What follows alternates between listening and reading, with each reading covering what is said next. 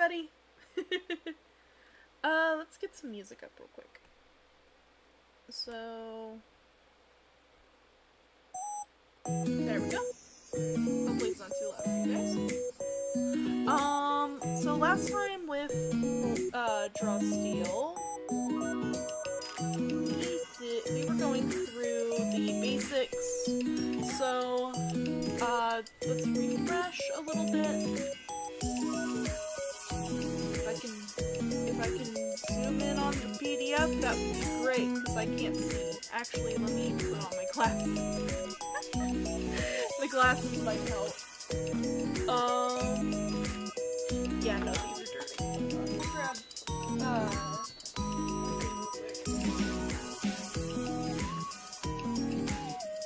I'll grab a couple, so I can see yeah, hopefully everybody's having a good day. My day is definitely better than yesterday. Ended up taking a day off because, mental spice. But,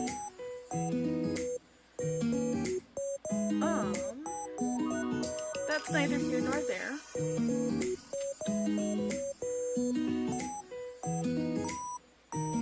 We have funny, RPG to look over.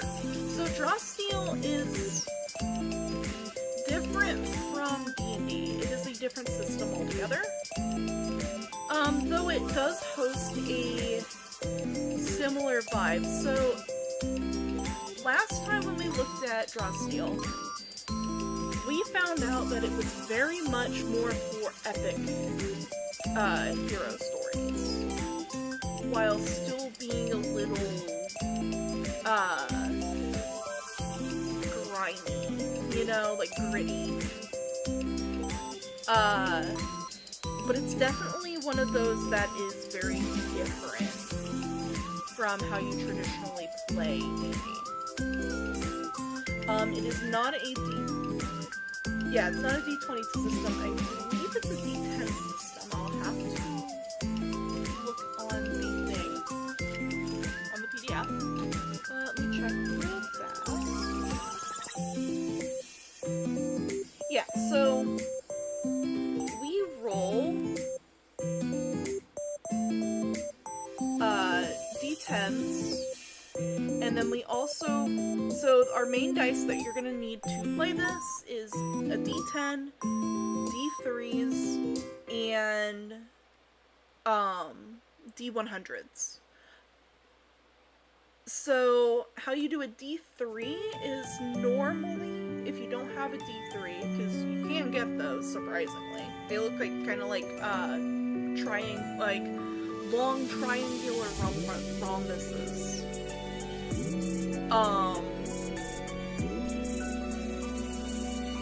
With the ends blank.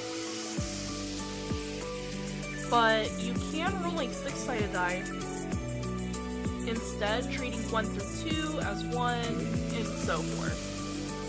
3 through 4 to 5 through 6, 3. That's how you normally get around that. D100, you can either have a D100, or you take 2 D10s, and one's the 10th place, and the other one is the 1st place.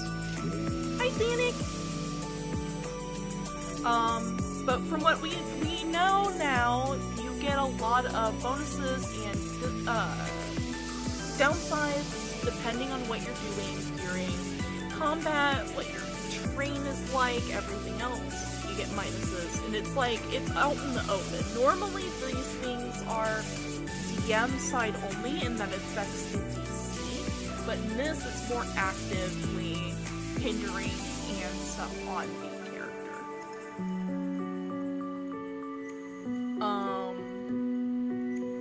You can, when you do your rolls, you either have a partial success, a success, and then something, and then a success, and you get something good back. You're always doing something. You're not completely failing. You are getting something, even if the outcome is not what you imagined. But yeah, that's pretty much the basics of draw steel. If you guys want to look into the basic rules and some of the design choices that they made for draw steel, I do have the mod up on the YouTube. I need to make its own playlist after we're done here, because I've been putting off making a playlist for this. But yeah, that's about it. We definitely go more into detail. But today we are going to be looking at races and classes.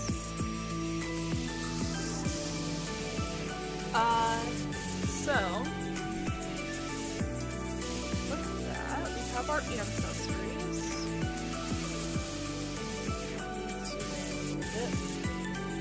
So it looks like we have human, devil, holder, time raider, orc, woad elf, high elf, dragon knight,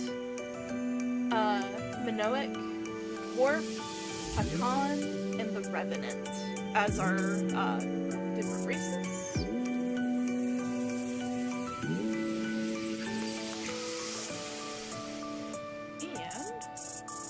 The start of the ancestries. So let me swap over to the gaming stream so you guys can see.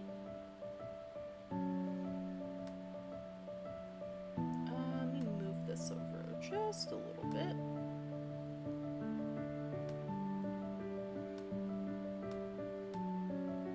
Nope, not that. Need window capture. Thank you.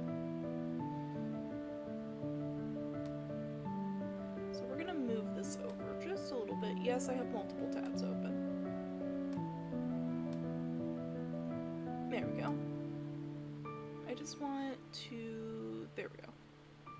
Yeah, no, that's fine.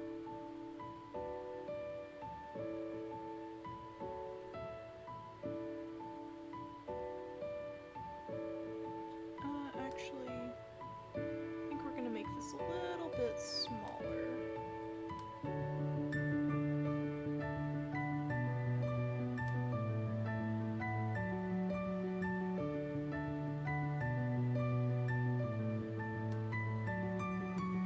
There we go.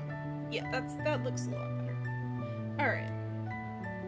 So, fantastic peoples inhabit the worlds of Drawsteel. Among them are devils, dwarves, elves, time raiders, and of course humans, whose culture and history dominate many worlds. Your hero is one of these folks. The fantastic ancestry you choose bestows benefits that come with your anatomy and physiology. This choice doesn't grant you cultural benefits, such as crafting or lore skills, though. While many game settings have cultures made of mostly one ancestry, other cultures and worlds have a cosmopolitan mix of people. Hello, are you serious right now?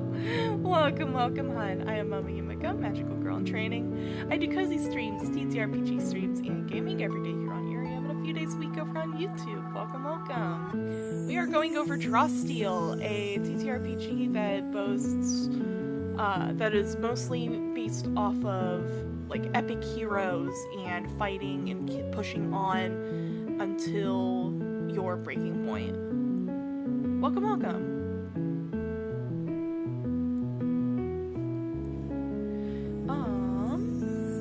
In Drawsteel, ancestry describes how you were born. Culture, part of Chapter 4, for backgrounds, describes how you grew up.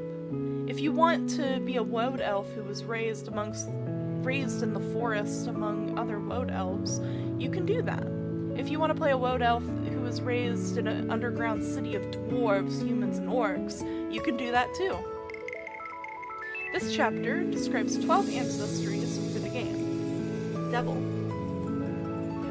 Devils originated in the 7 cities of Hell and have a supernatural charisma that helps them persuade others. They are similar in stature to humans, and their skin tones of deep blues, purples, and reds. They sport horns and eyes of all shades, including gold and red, and tails, and some even have feathered or leathery wings. The Dragon Knight. Dragon Knights are muscled draconic humanoids who stand between 6 and 7 feet tall. The scales covering their reptilian heads, bodies, tails can be almost any color. All Dragon Knights have wings, but only a few of those wings are strong enough to let them fly. Dwarf. Humanoids with stony skin. Dwarves have short and stout bodies. Many carve supernatural runes into their flesh, and some have beards made of crystal. The Woad Elf. Leaf humanoids with finely furred skin of all shades of blue. They possess a supernatural glamour that allows them to blend in with their surroundings when they wish to hide. High Elf. Stately and graceful. High elves have tall, willowy bodies, pointed ears, and smoother skin than most humanoids. Rare metal inlays such as gold, platinum, palladium, and iridium act as organic components within their skin. The truest form of any high elf is hidden from most, sometimes even from themselves, thanks to a supernatural glamour that makes them more attractive to others. Whether that might mean to an individual, this glamour transcends physical appearance, also slightly altering an high elf's tone and smell. Hakan. Descended from stone giants, the mighty Hakan stand over 9 feet tall and have well-muscled bodies made of organic stone. They are the largest ancestry in this book. Human. Humans are the most numerous people in Oregon and many other fantasy worlds. In Drawsteel, humans have all the diversity that our species displays in real life, and they have a sense of presence. I can speech, promise. And they can sense the presence of supernatural energy. Also, you might hear raining. It is going ham right now. So I am sorry about that. If you can hear the pouring cats and dogs outside. Mominic. Originating on Axiom, the plane of uttermost law, the Mominic are a machine people made of metal, marble, glass, and other inorganic materials. Their bodies are lightweight, making them easier to move and letting them fall at slower speeds. Orc. Orcs have skin in green tones and stand slightly taller and whiter than most humans. A supernatural energy they call the blood fire flows through their veins, igniting colorful lines to the orc's skin during life or death battles.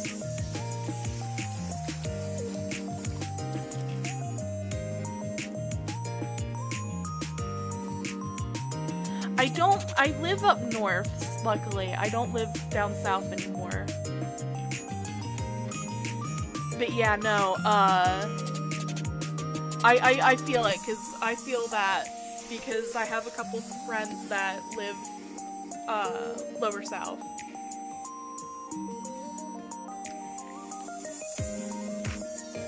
I do live in a state that has tornadoes, though, so I'm keeping an eye out, or an ear out for sirens.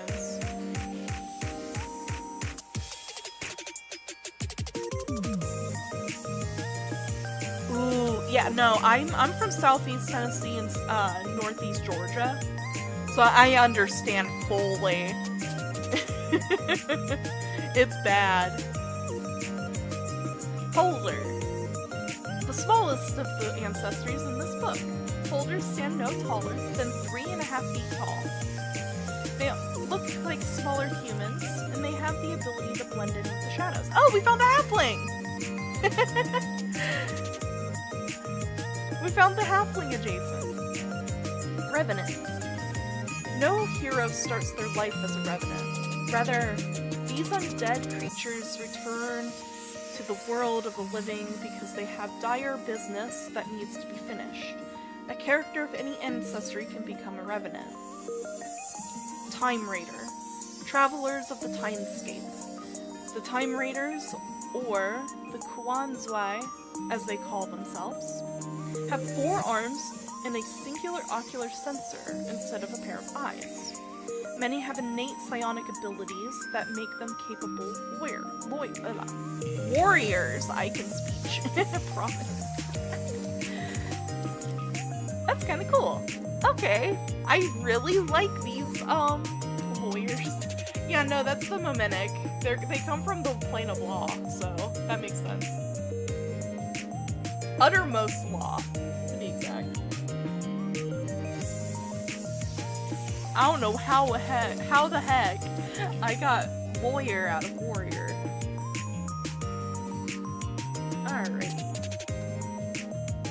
Go over here. What's this looking? Okay. Cool beans. It's not looking too bad. I have to move that over just a tad. There we go.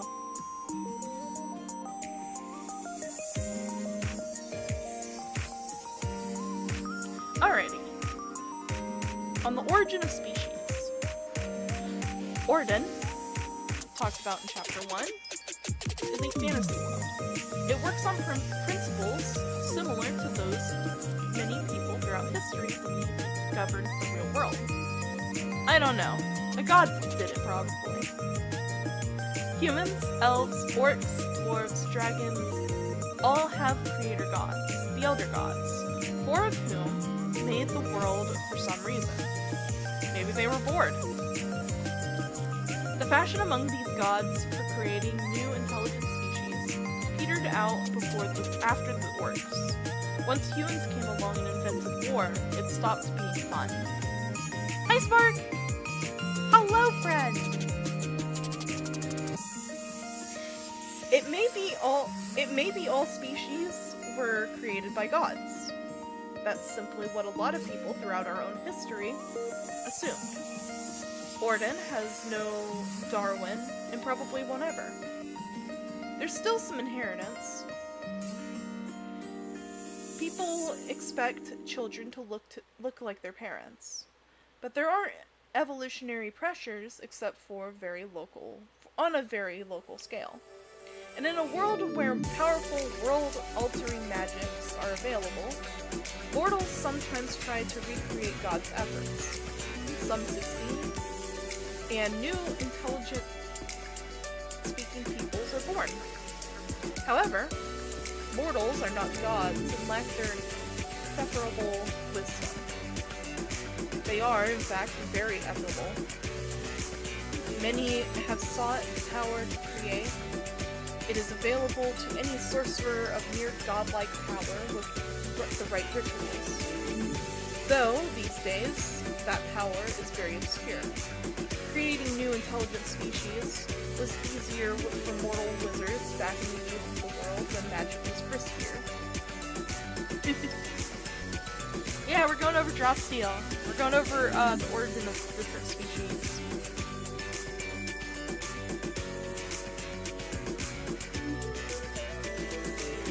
In every instance of recorded history, attempts by mortals to make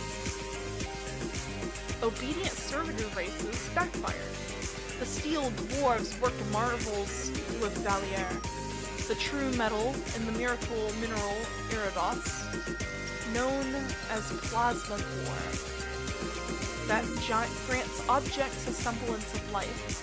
Eventually, their science and magic produced the Omnivoc, machines that were self-aware. Perhaps uniquely, when the dwarves realized they had created beings equal to themselves, they stopped their work and gave their creations full rights and independence, preferring to work with them rather than attempt to inadvertently fail to be their masters. Based! The dwarves in this setting are based! Based. They created a race to make the slaves. Saw the slaves had thoughts of their own and were unequal. And then they made them people. They granted them rights.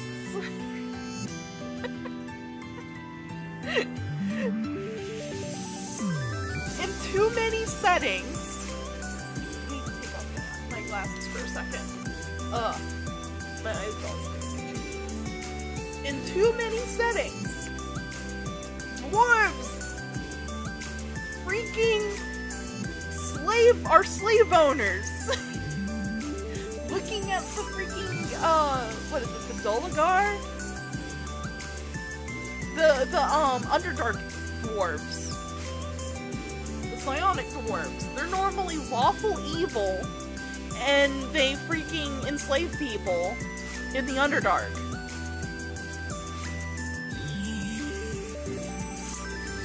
Like,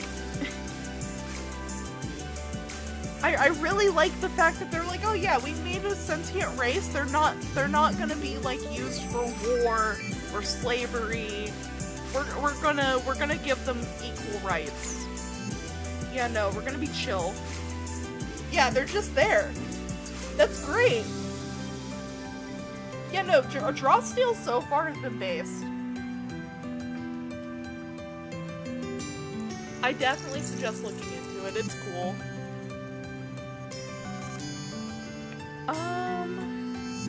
Normally, it doesn't work out that nicely.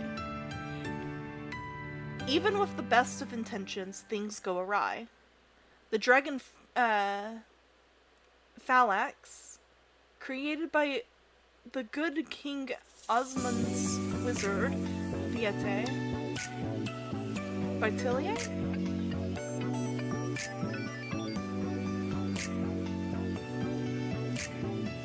Yeah, no, I feel that. So, in this, they mentioned that the gods created the races.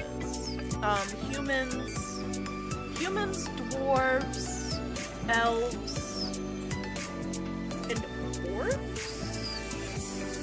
Humans, elves, orcs, dwarves, and dragons. But after the orcs were born and created, it started getting boring to make them, to make races. So humanity started making them. Humanity in general, meaning like all of the races. Like the dwarves making the automatons. That's what I'm gonna call them for now. The Omnivok.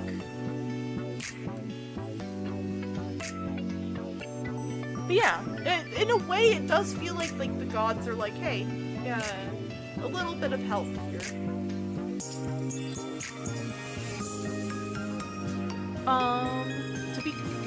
Okay, yeah.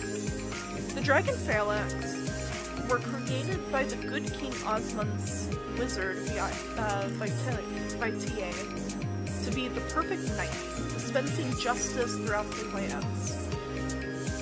But the same sorceries that grant self-awareness also grant independence, agency. And though they enjoyed 13 years of peace and justice, eventually the Dragon Knights were betrayed by one of their own, seduced by the power offered by Ajax.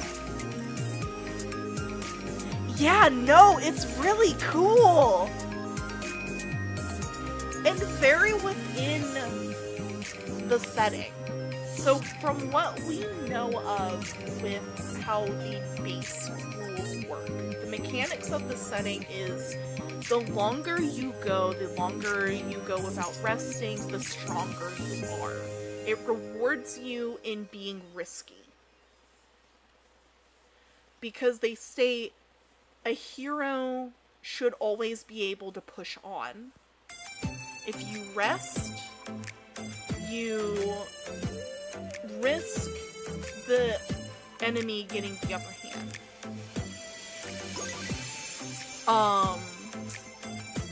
Hence the epic hero kind of vibe that this setting gives, this system in general. You can play anything.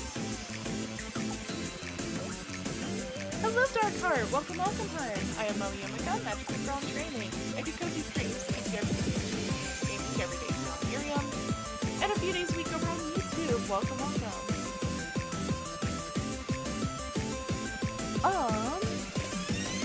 In every instance of history, in recorded history, attempts by mortals to make obedient servitor. Oh, no, I just read that. The law of unintended consequences applies to the just and the unjust alike. Usually, let me turn down my volume just a little bit. A little bit of a louder song.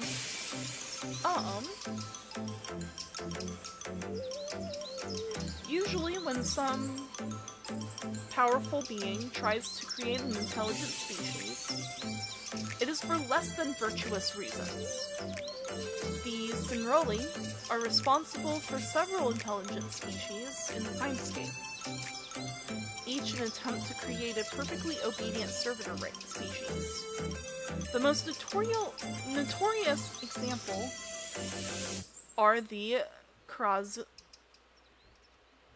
Time Raiders, who rebelled almost immediately, and who carry a burning hate for the voiceless talkers to this day. A perhaps less egregious use of this power is called quickening, used when a powerful mage lives in and amongst other clever species, just on the cusp of self-awareness. These instances, which are much more numerous than creating a new species from whole cloth, are like the concept of uplifting found in science fiction.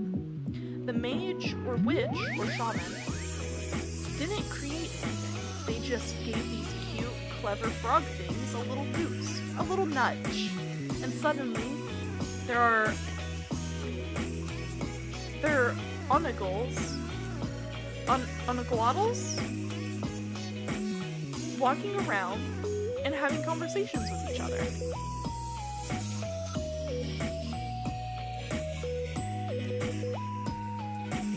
Wondering when someone will invent a fabric that doesn't get moldy in the swamp. This also carries serious ethical repercussions. You didn't create anagwaddles, you screwed up with perfectly good frogs. Look at them. You gave them anxiety. That is... You didn't create this race, look at them! You gave them anxiety! That is such a TT. That feels like something said at a table. That feels like something someone said at a table during the playtest. This is only how it works on Oridon. You may have a completely different explanation for why there are several different intelligent species walking around in your world. Or no explanation. Or competing in... I can't say that word. I don't know how to say that word. Irreconcilable theories on the matter. Use whatever inspires you. At the end of the day, if you throw out all of this and replace it with something you made up, it will be better because it's yours. Okay, so a little side tangent on Drawsteel. I like how they imply, sure, you can make sure you can use this setting, but also we're chill with you taking our rules and using a different setting. Change the rules of how it works. We don't care. I feel like some people, at least in my time of playing 3.5, a lot of people have a tendency to go in on, oh, this is how it works in Faerun, or this is how it works in Orth, Greyhawk setting. They'll state, this is how it works in X setting. Especially when you're doing it in a homebrew setting. We run into that a lot every once in a while in the West March. And the West March is in a completely homebrew setting that partner made. And we've had to tell people, this isn't that setting. Things don't work the same. But I like the fact that the races and everything, you can just yoink and put into a different thing, because you can have the origin of the species be whatever the heck. And I kind of like that. Oh, it's true. There we go. But yeah, that's actually kind of interesting. Oh, don't zoom out. There we go. Names by ancestry. Obviously, you are free to invent whatever name you want for your character. And your director, that's the DM, might have their own setting that uses different cultures than those of Oregon. But if you want to pick an Oregon appropriate name for your hero, keep reading. Equally obviously, names are cultural, not biological. Your character probably has an appropriate name for whatever culture they were born into or grew up in. A human raised by a Hakan would probably have a Hakan name. I like that. Most people living in Oregon, and this is especially true for Thessaloria, live in villages. They do not have or use last names or family names. Everyone in the village knows who you mean when you refer to William, even if there's more than one William in the village. You can usually tell who someone's referring to from context. Sometimes folks prepend our to someone's name, meaning one related to or otherwise concerned with me and my family. Our William, for instance.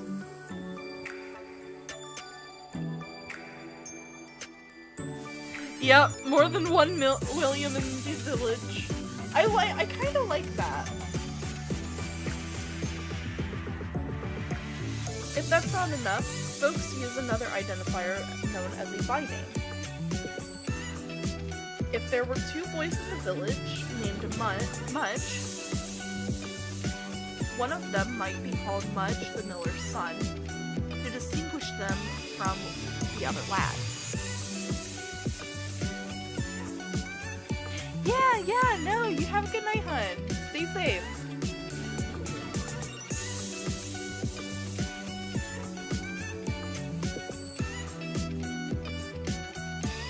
Yeah, you have a good night.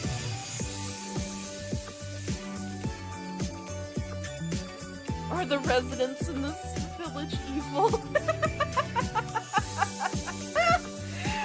Gosh darn it! I mean, they could be. Yeah, I know. I really like that. I like the, yeah, no, there's no last names in the villages. That's kind of cool. 7 of them.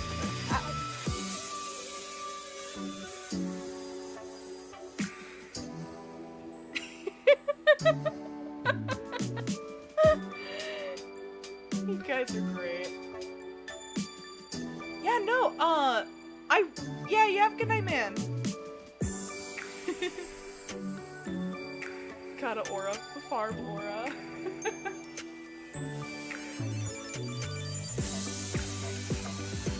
Yeah, no, I guess a good way you could go about being like, we bring back the I am such and such from this village, you know, village name, which I kinda like. I've always kinda liked that vibe.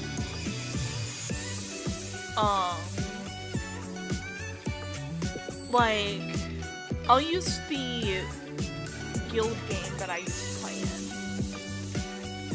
back when that was still going around. The guild game was set in Greyhawk, and my... Hello, 7K2! Welcome, hun! I am Momo Yumeko, magical girl in training. I do cozy streams, TTRPG streams, and gaming every day here on Iriam, and a few days a week over on YouTube. Welcome! We're going through Draw Steel. Specifically the Heroes book, which is the essentially player's guide, starter guide, to the TTRPG Draw Steel. Yeah, no, so Savine would go as, Savine of Greyhawk, of the free city of Greyhawk. Instead of using a last name, because he didn't have one. He grew up with lizard folk. He grew up in a cult, so he didn't have a last name.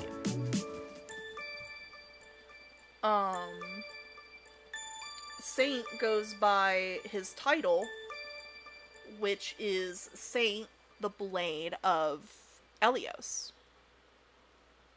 Or Priest of Elios, it depends on the situation. If he's going into a fight, he will call himself the Blade of Elios, because that's his god. But other than that, he will call himself a priest.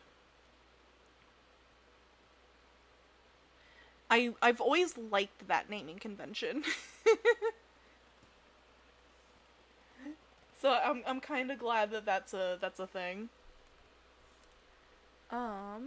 We will go through here because this is a long bit about names. Let me zoom out.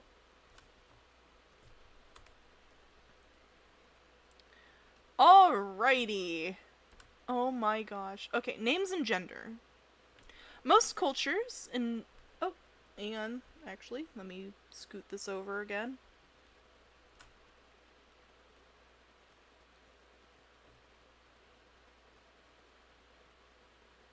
Make this a little bit bigger. There we go. Alrighty. Names and gender. Most cultures in Vassaloria make a distinction between masculine and feminine names, though not all do. And in some cultures that make such a distinction, almost no one outside the culture can tell the difference.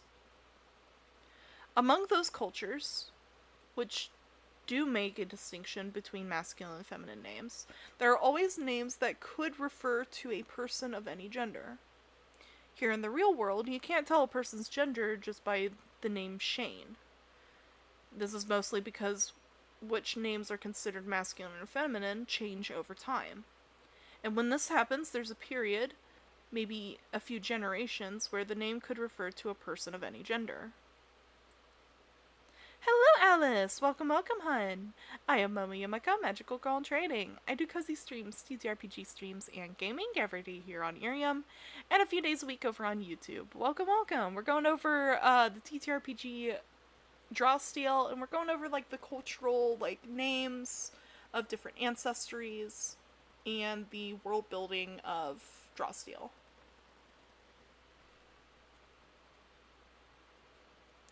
Of course, there's no law, neither metaphorically or literally. Yeah, no, it's really cool. This is my second part of it. I do have a VOD on YouTube if you want to look into it a little bit more. It is essentially epic fantasy. So, kind of an epic fantasy. It's built around pushing yourself further. And being a hero that way. It's a little gritty. It's really nice. Yeah, it's really cool.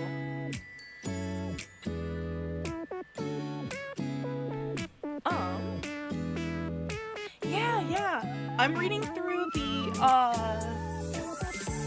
names and culture bits for the different races right now, so, and going over the different races. We're doing races and classes today. Last time was us going over basic rules and a little bit of a world building.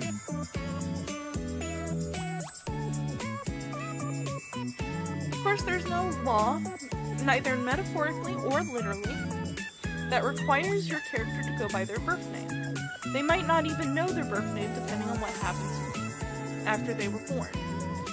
It's not unusual, especially among talents for a hero, or for a hero to adopt a moniker or sobriquet instead of a name. And in some cultures, there's a tradition of changing your name, or at least how you prefer to be known. As you go through different stages of life, high elves sometimes adopt a wholly new name when they reach a certain age, or more commonly, they choose a different component to their name. When a mist curls around dying embers was a young woman, she was known as Mist. Now she's the master of the Tower of Translation, so she's known as Embers.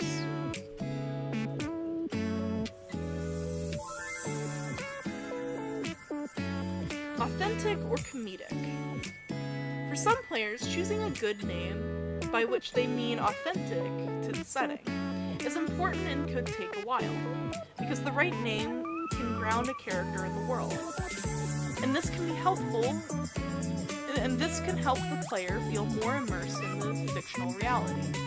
It also communicates to the other players that you're serious about the game and your hero. For other players, choosing a comedic joke name communicates the opposite. You are here to have fun and screw around, and taking things seriously is something that you already have to do all week. So you pick a ridiculous name just to get a laugh, because it's what you're serious about. The choice of a name is an important one, and because it says a lot about you and how you view the game as a whole. Alrighty, now we get the example names by the race. Keep in mind, all of these are by ancestry, and as they've said, it really doesn't matter about what kind of race you grew up in, or grew up as. It's normally like what kind of culture you grew up in. So you could have a devil name and take, could be a devil and take a Dragon Knight name, something like that. I'm just going to leave these. I'm gonna let you guys read them yourselves, because most of these I'm not gonna be able to pronounce already looking at it. So you guys are going to get the speed through look at the different names. Whoops. It switched to the thing. The only one that's different is the Revenant, but that's because the Revenant are undead, so, and they're from the different ones. Ooh, we got measurements! We have vital statistics, boys! Let's go! I like vital statistics in my games. What I mean by vital statistics is your height, weight, how long you're going to live for, that sort of thing. I love doing those.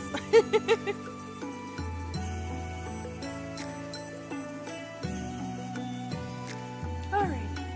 Oh, goodness. Now I kind of want to... Oh, man. This makes me want to revisit my fantasy western idea. Oh, why am I cursed with the brain worms?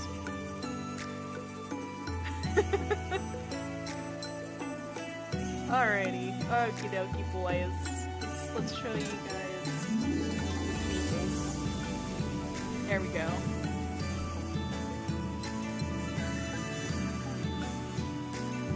Yeah, we're getting more into the meat and potatoes besides just the whole like 3 pages of names.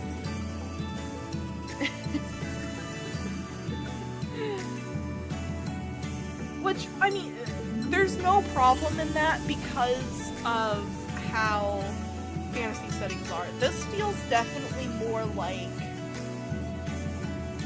very crunchy with how their cultures are and everything too. I'll have to do one. We'll have to do an episode of this where we're going over the actual setting. Vibes outside of like mechanics and the character building. Measurements. How tall is a polar? How long does a dwarf live? The Ancestry Measurements table provide the average adult height, weight, and life expectancy. Height, weight ranges, and the life expectancy. There we go, I could switch. For each of the ancestries in this chapter. These measurements are only averages, and many folks in the world exist outside of them, so your hero can too. Revenants are not on the table since their height and weight is based on their previous ancestry. Likewise, they live until destroyed or moving on after completing their unfinished business. Humans have the potential to live a little longer on Oregon than they do in the real world thanks to the presence of magic. So,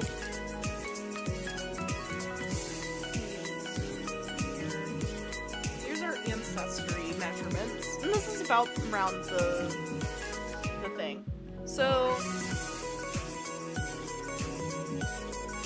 devils are 5 to 6 feet tall, weigh 120 to 250, and live for either 70 to 120 years.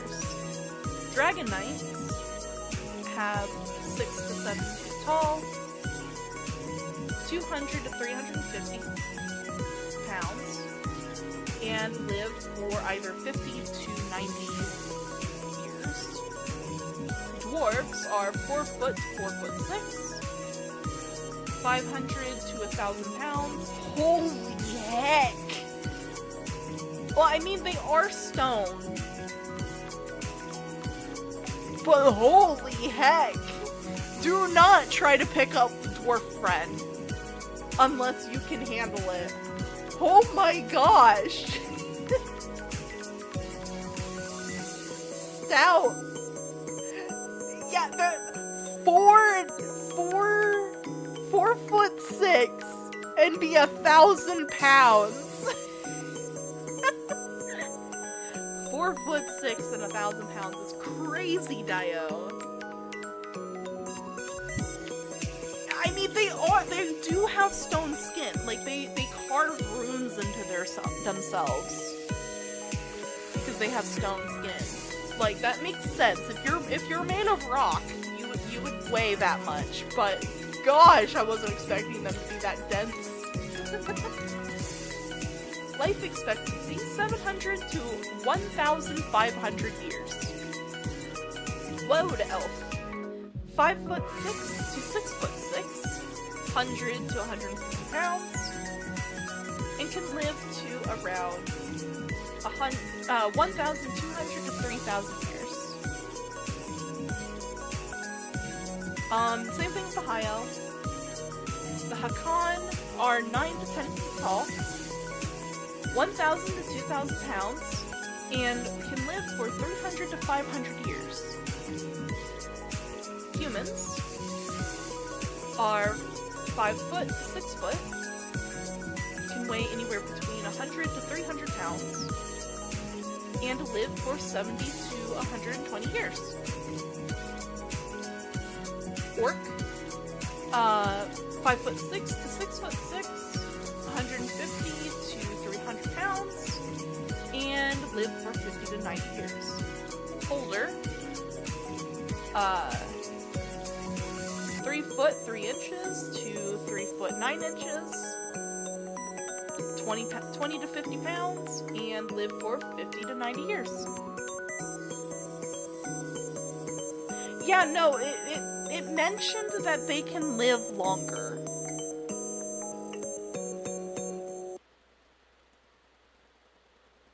Oh no, 100 pounds for a human.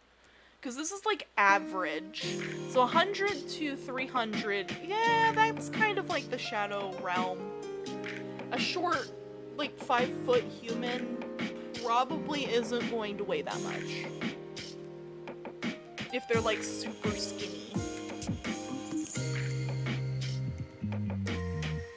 But if you're like, you know, 6 feet tall, built like a linebacker, you're probably gonna weigh a little more on the 300 range. But yeah, no, it says that this is very much average, and you can weigh less or more or be taller or what have you.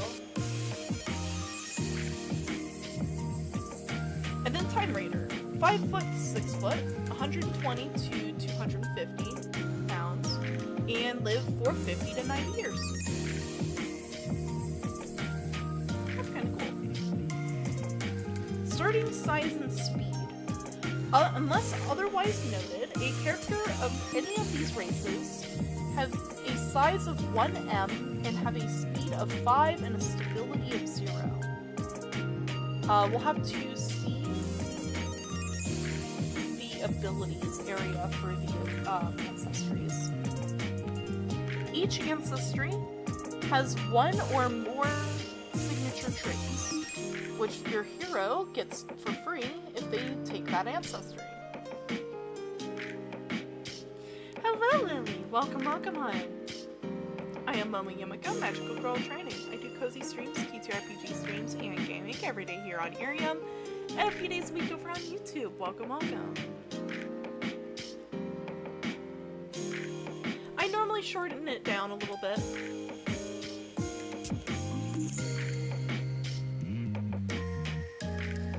Just to make it a little bit easier.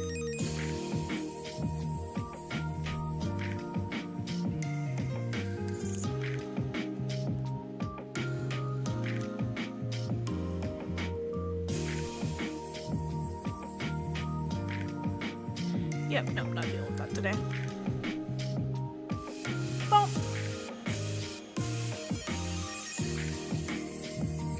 yeah, not dealing with that today. Not dealing with children. My brain already went, this is probably a kid, because I recognize that from Poppy Playtime.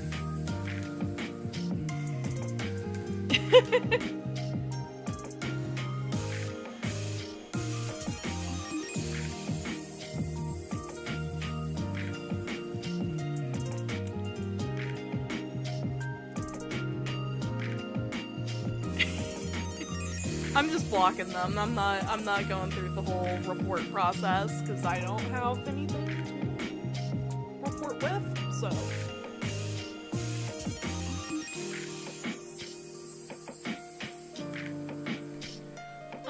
Where was I?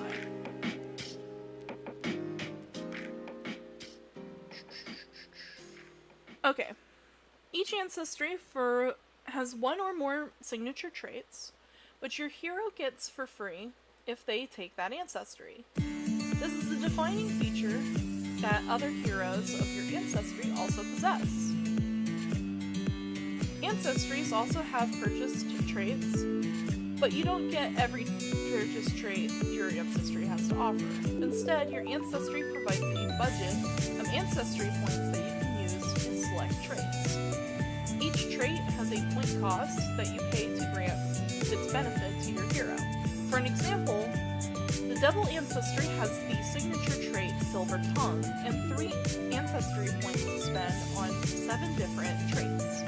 A player creating a Devil hero could select Barbed Tail, Glowing Eyes, and Hellside, each which costs 1 ancestry point, or they could select one of those traits plus Impressive Horns or Wings, which costs 2 ancestry points. But they couldn't select both Impressive Horns and Wings, since their combined cost of 4 exceeds the ancestry points budget for the Devil.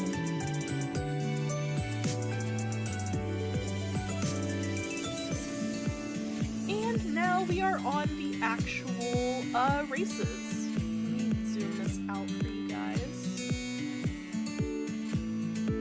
so you guys get to see how this looks. Because the art this book is delicious.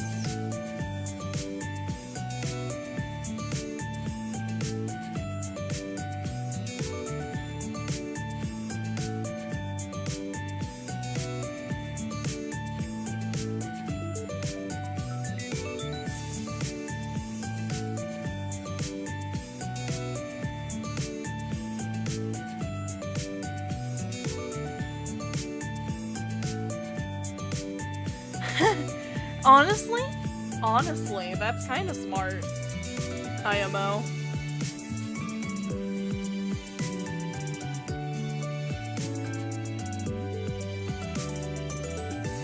Yeah, no,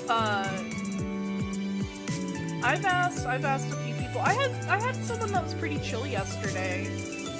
Go, yeah, no, I'm 17, I'm so sorry. And I'm like, oh yeah, no, you're fine, you're chill.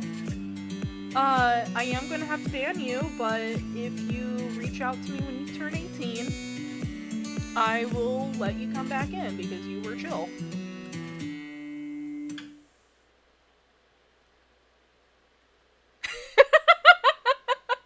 Magical girls having the least patience for minors is funny. Yeah, no, I'm just on my I don't care arc. I'm tired arc.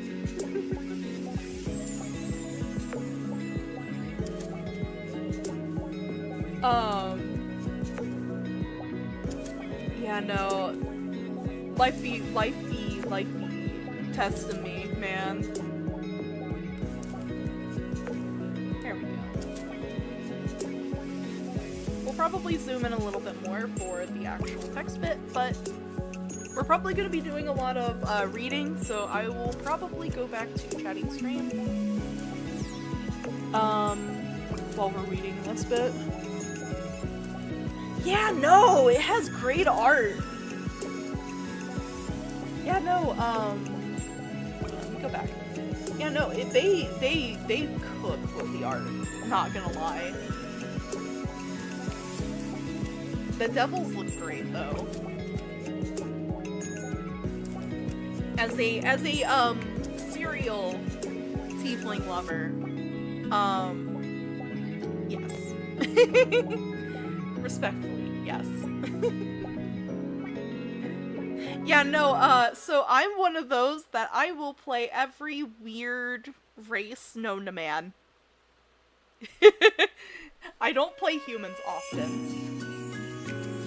You should see most of my 3.5 cheats. Simply because I am allowed to have weird races. Yeah, no, my first 5e character, my first serious 5e character was a tiefling bard, so I do not break the stereotype of having being part of the alphabet mafia and playing a tiefling bard to be exact.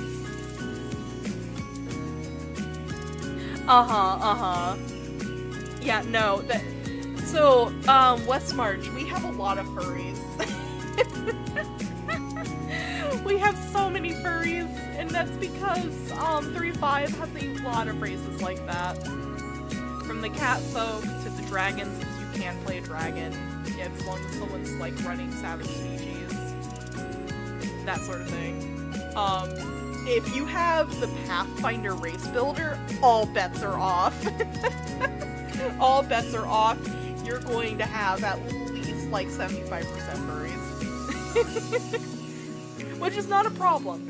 There is no problem here if you are one. But yeah, no. It's great. This is fantasy, gosh darn it. You can play whatever the heck you want.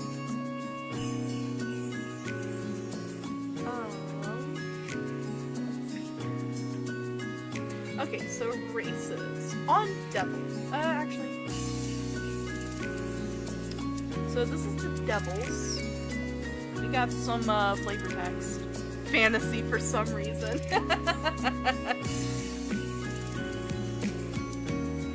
Yeah, no. Fantasy normally has our fair share of creatures.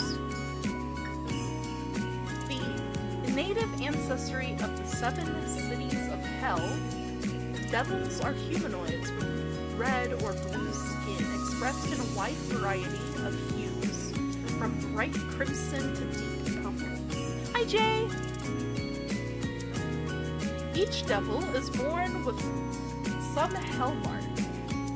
Horns, a tail, cloven hooves, a forked tongue, fanged incisors, or even wings. I'm doing pretty good. We've already had to bonk somebody today.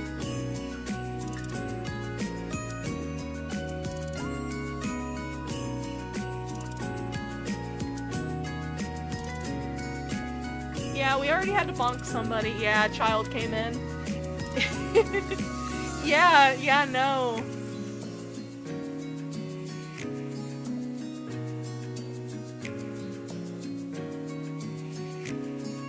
Oh no, I started streaming at 5 because of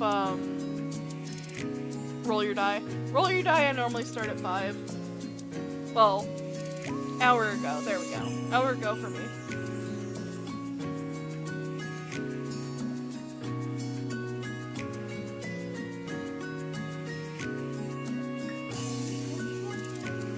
Yeah, no, they came in. I said like one part of their name because I didn't. You know me. I normally shorten names, especially when they're kind of long. And they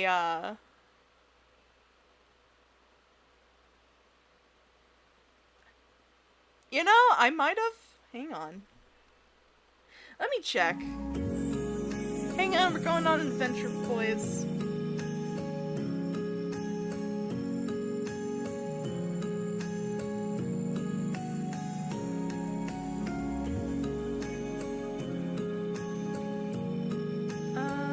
Check my server. Yeah, no, the text is pretty small. I will be getting a custom stuff, like overlay and a schedule soon, so we will have Momo only stuff. But let me check my enemies.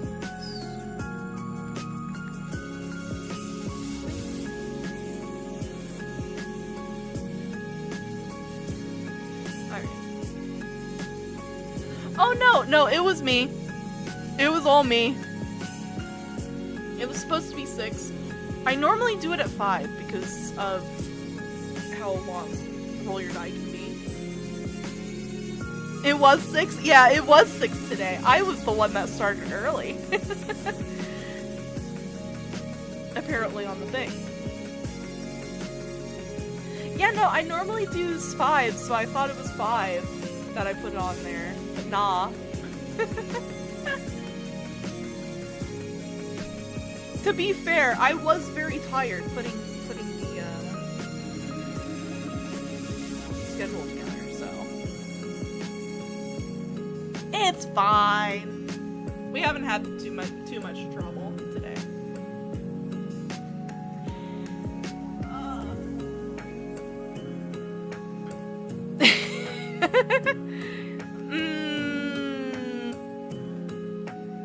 It's better.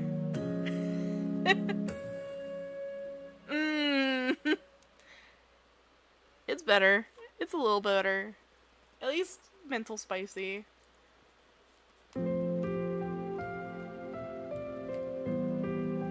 It's a little bit better. Not to get into anything. But yeah, back to races. We're working on the races in Draw Steel now. Hell is dominated by the 7 cities of hell, each ruled by a different archdevil who constantly plots and schemes against the others in hope of ascending to the throne of hell.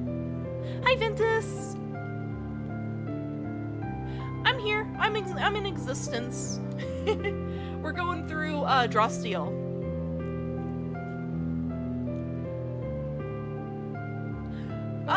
Yesterday was one of those days.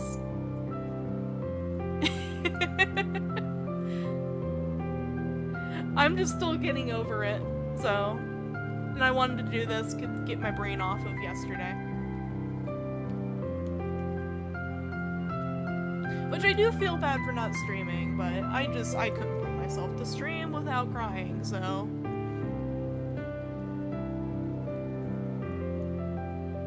And I don't like you guys seeing that.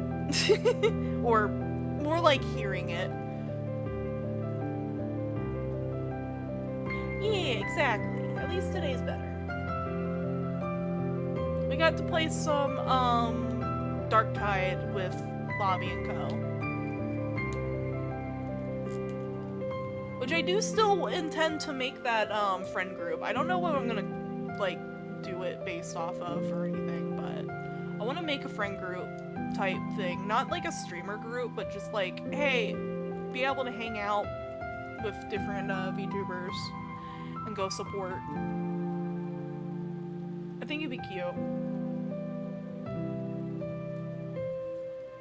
Because there is just a lot of people on Iriam, so I'm like, I want to like amass like a small group of people to where we can all hang out, play games, stream together, collab easier. And then go and like, hey, oh, you're part of this event, go support them. Just showing up is fine.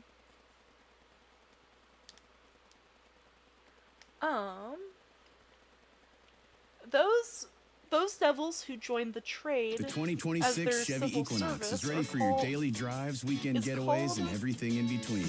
Plenty of cargo space, plus a big touchscreen that keeps all your tech right where you need it. I don't want a Chevrolet ad.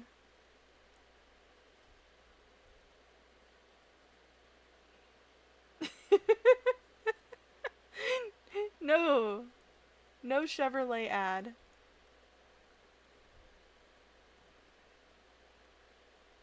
Let's restart our, thing.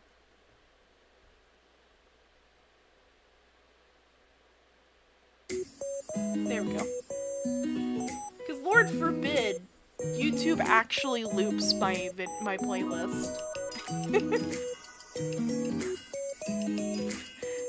I don't know why it doesn't do it. It doesn't loop my playlist. It just sits there and goes, you know what? And you know what'd be funny?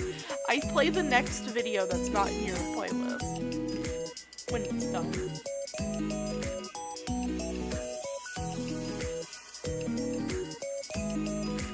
I'm squinting at you. You can't tell because Iriam thinks that I close my eyes because of my cheeks. But I'm squinting at you.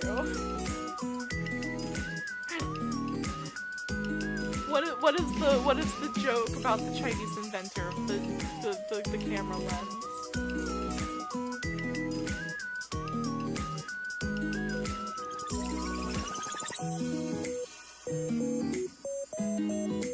Oh, he passed away.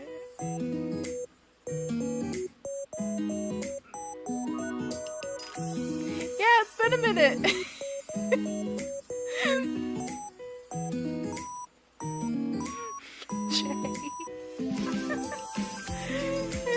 Thank you. I'm here. I'm in existence.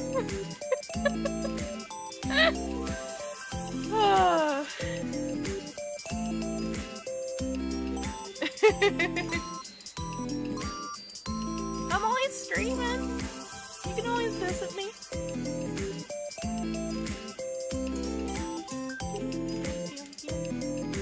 Alright. So, those devils who joined the trade, quotation marks there, as their civil service is called and spend their days in bureaucratic service, hoping or scheming for promotion.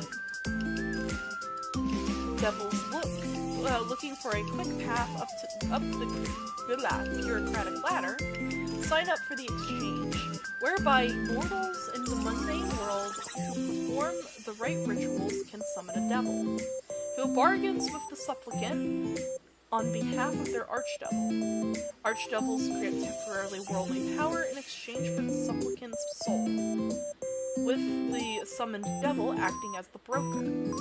On rare occasions, though, the summoning goes wrong and the supplicant dies before the deals can be struck, stranding the summoned devil on Oridan permanently.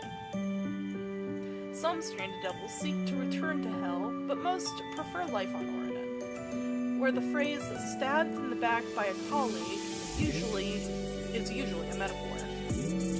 The majority of devils on Oridan are not from nor have ever been to the Seven Cities. They are descendants of devils who were stranded in the mundane world for decades, centuries, or even a millennia ago. That's kind of cool. Yeah, no, it's been raining a lot. I actually told folks to, that I'm, like, listening out for tornado sirens or anything, because I live in a state where, that can happen. Knock on wood. That it doesn't, but you know. But yeah, no, it's been pouring lately.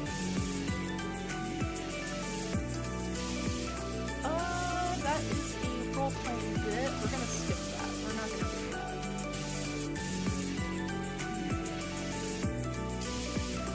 that. Alrighty, we get our devil traits.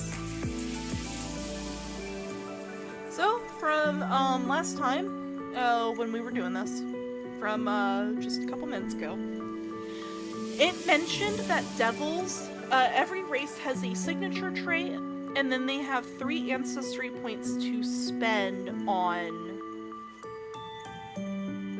something that the race gives. So in this case, the devils have the signature trait Silver Tongue. Your innate magic allows you to twist how your words are perceived to get a better read on people and convince them to see things your way. You have 1 skill of your choice from the interpersonal skill group, and you gain an edge on tests when attempting to discover an NPC's motivations and pitfalls during a negotiation. That's kind of cool. I really like that. So yeah, a little bit about the system, a little refresher. Skills are normally in groups in this system. We will get there eventually. We're just kind of going chapter by chapter. But they are in skill groups. Like this one is interpersonal skills. Edge means that you essentially count as having rolled 1 step higher. And there's the opposite. I don't remember what it's called off the top of my head. Hi, King Tom. Welcome, friend. But the downside makes you roll 1 step lower. Because you have your 3 tier. You have your... You do something, but it's normally bad. But you still do something. Roll. Your succeed, but with a cost, and then your succeed and you get something back. That's how that goes. And in this case, this gives you up a step. Sometimes it doesn't, so Iriam sometimes doesn't count it, or not count it, feel it, so, you know.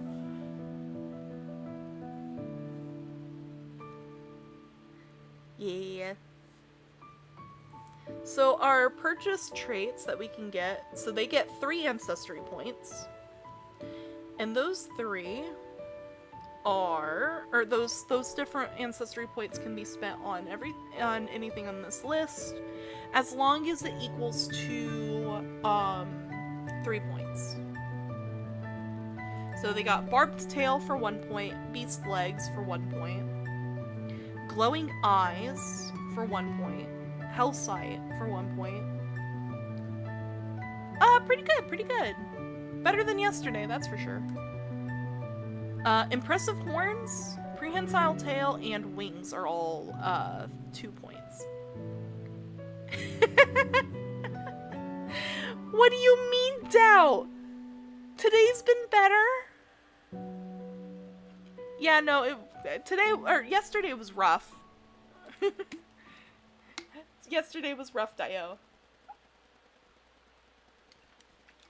But funny TTRPG. I don't wanna pressure you guys or anything.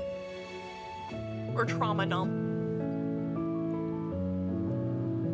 I'm watching you. Jay, if you really want to know, you can, we can talk about in DMs. But outside of that, no. Yeah, no.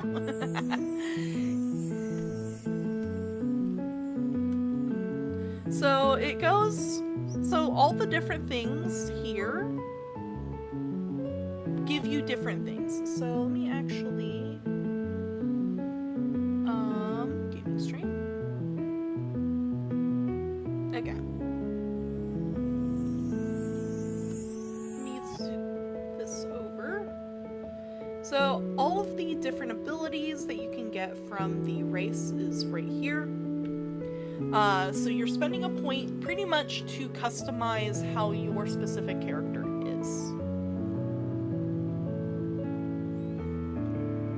In this case, like, oh, I can, so as a devil, which is essentially your tiefling, you can choose like beast legs, which gives you a speed of 6 instead of a speed of 5.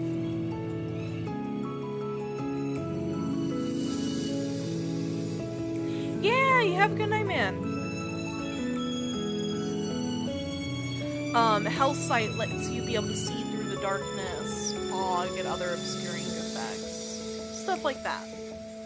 So pretty much it's a choose what your race can do instead of you get like race bonuses that you might not want to use.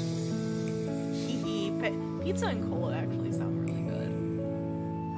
So eventually I want to make calzones. That's something I've been craving past couple weeks. Next time we go grocery shopping, I'm probably gonna ask partner to get some pizza dough and pizza dough, pepperonis, maybe some sausage and hamburger meat, and then like ricotta and the pizza sauce, and make some calzones. Yeah, no, so when we move to apartment, I want to do cooking streams because I love to cook, and having people there will make it better. I can pull my little chair up to the stove in my little work area, and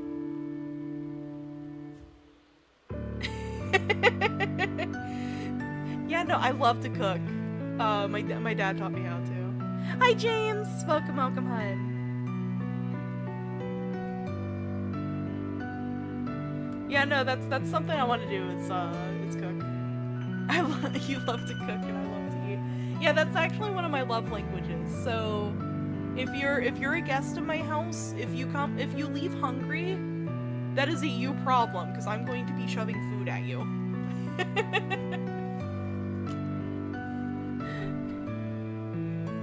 I will make dinner and lunch and dinner. Food fountain. Yes, no, I make a lot of food. Oh, cool. Prehensile tail makes it so you can't be flanked. That's cool. Wings. That gives you a fly speed. That's kind of cool.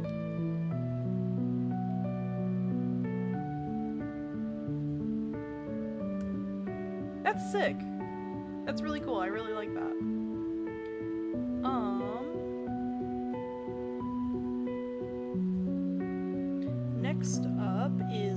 dragons, or the dragon knights, which look really cool.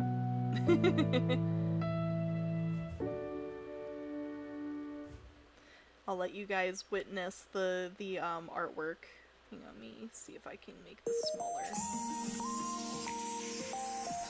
So the dragon knights, according to the base lore, are artificial.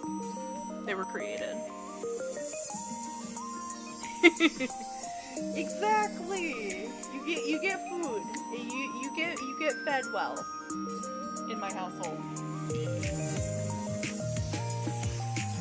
Hi Corrupt, welcome, hun. I am Momo Yumeko, magical girl in training. I do cozy streams, TTRPG streams, and gaming every day here on Iriam, and a few days a week over on YouTube. Welcome.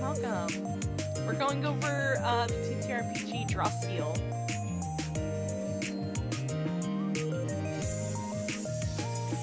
I'm gonna pop it back over here because we're gonna be doing some reading.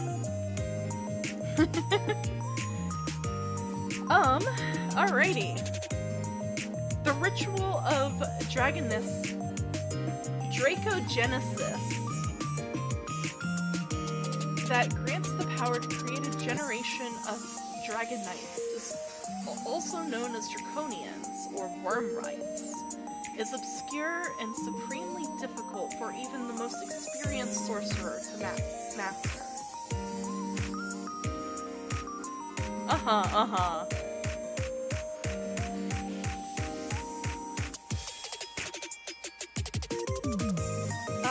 Small populations of draconians in Kampara, Higera, and Kosier attest to this. Descendants of the original generations created a millennia ago by powerful wizards. They have never been numerous. A typical clutch yields only a single egg. After only a few generations, these draconians begin to show new adaptations, like feathers or frilled edge ridges. Draco Malfoy. No!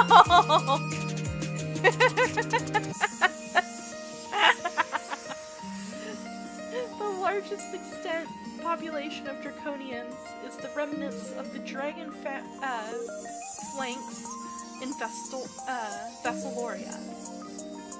Created by good King Amon's wizard Viate, the dragon phalanx once numbered several thousand of the king's greatest knights, ensuring the rule of law across the land.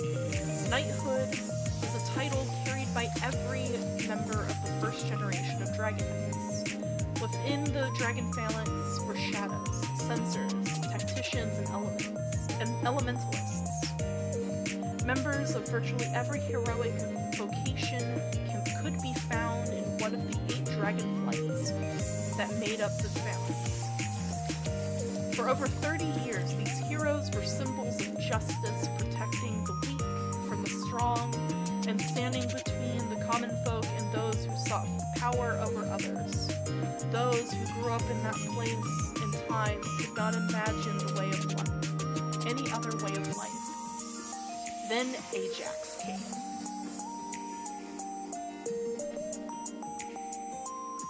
Potter.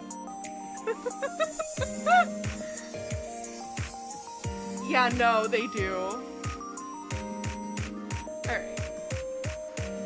So, oh dear lord. Alrighty, we got to the Dragon Knight traits. Thank you for the one! Oh, both of them.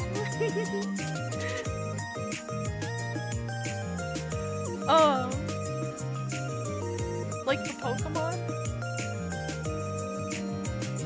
Is there one named Dragon Knight? Oh wait, no there is! Hang on!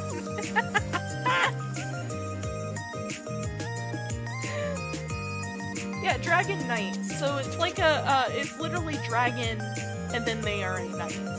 They all hold the knight, title. They're kind of like the Dragonborn, but more actually dragony. They can have wings and tails and breath weapons. Their signature trait is Wormplate. Your hardened scales grant you damage immunity equal to your level to one of the following damage types: acid, cold, corruption, fire, lightning, or poison. You can change your damage immunity when you finish a respite. The headbang and collide. So, just saying, if I ever run this as a one-shot, because this would be awesome as a one-shot type game, IMO,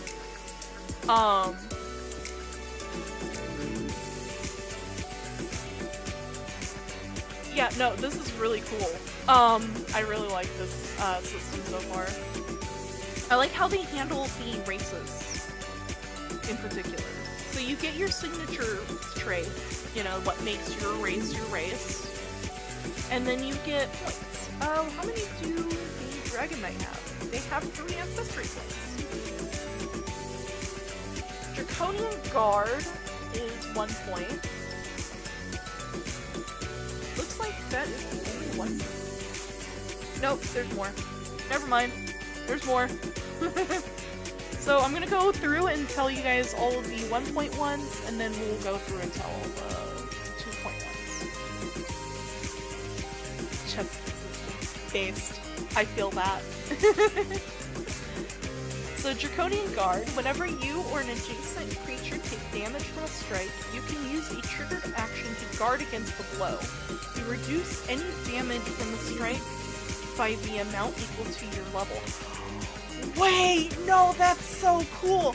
So you essentially, with Dragon Guard, so Draconian Guard, that trait, you essentially give your adjacent ally your Wormplate ability. Because you eat that damage equal to, your level. So you don't get hurt. So you reduce any damage from the strike by an amount equal to your level when you're protecting a adjacent ally. So if you're like level, say, 10, you're eating 10 damage and negating that on your ally. Thank you for the love. Yeah, no, that's cool! No! Not denied.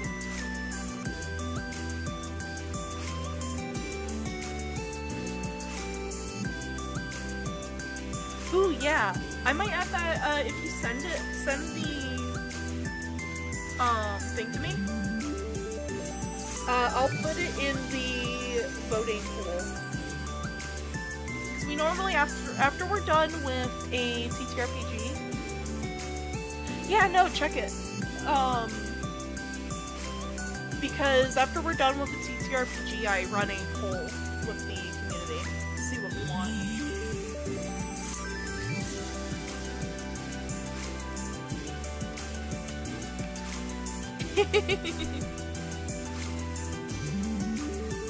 Draconian Pride, which is 2 points. You have the following signature ability. Draconian Pride. You let loose a mighty roar to shake your foe's spirits. It is a... Hello, Savior! Welcome, welcome, hun! It is a area has the tags area and magic. It is a 1 burst. And it's a main action. And it's each enemy in the area. So it's not, it doesn't include allies. That's cool. It is a power roll plus might or presence. Oh, heck yeah. Yeah, I'll check it for sure.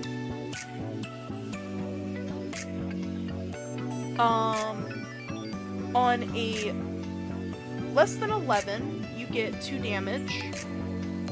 12 to 16, 15 damage, and push 1.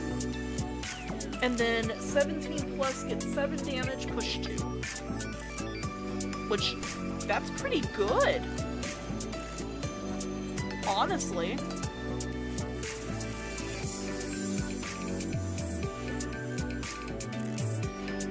Hello, Zealous Crocodile.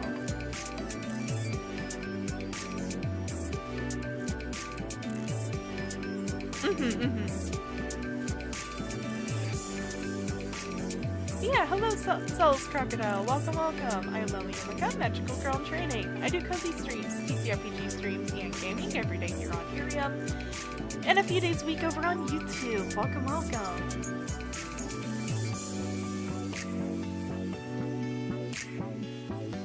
And then you get Dragon Breath. That's also 2 points. And it has the area and magic tags with a main action. 3 cube within 1. And then each enemy in the area. I like how it specifies enemies. So it doesn't hurt your allies. Presumably. I see prismatic scales next, and I'm instantly like, oh, I think of scintillating scales from 3.5, which pretty much turns you into a Eldritch Abomination.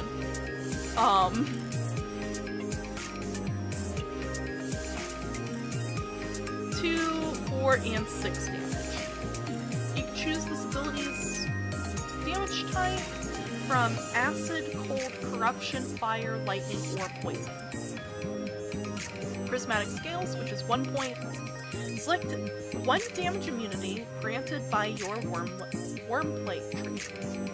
You always have this immunity in addition to the immunity granted by Wormplate. Remember your oath. As a maneuver, you can recite the following oath. Until the start of your next turn, whenever you have a saving throw, you succeed on a 4 or higher. Even should the sun stop in the sky. And thank you for the big heart, Jay. Even should the sun stop in the sky, even should the night last 1,000 years, I will stand forever. I shall not yield.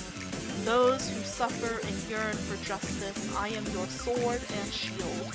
I will yield no ground, I will speak no lies, I will stand against all tyrants, until the last villain dies. Oh, heck yeah! 32 minutes till dead. Well, we got plenty of time. we're going until 8. So we're going another hour and 30-ish. An hour and 20-ish. But you got plenty of time. And then you got wings for 2 points. You possess powerful enough to take you airborne. While using your wings to fly, you can stay aloft for a number of rounds equal to your might score before you fall. While using your wings to fly at 3rd level or lower, you have damage weakness 5. And that is the Dragon Knights. I really like how these are. These are really cool. I'm really enjoying these races. Cause they're familiar, but they're different at the same time. You know? They're familiar with what we're normally used to in D&D and Pathfinder and all that. But they're different, and I like it.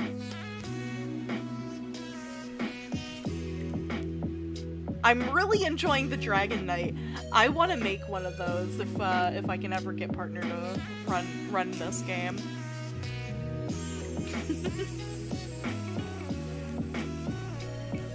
Especially since it seems like it's pretty easy to teach.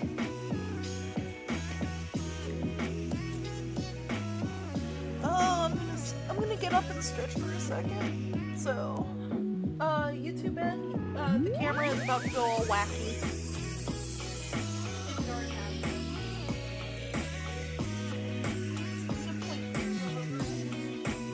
Heck no. Yeah, no, I was wearing my glasses earlier, so I know for a fact, the camera was not having it. Yeah, no, I need to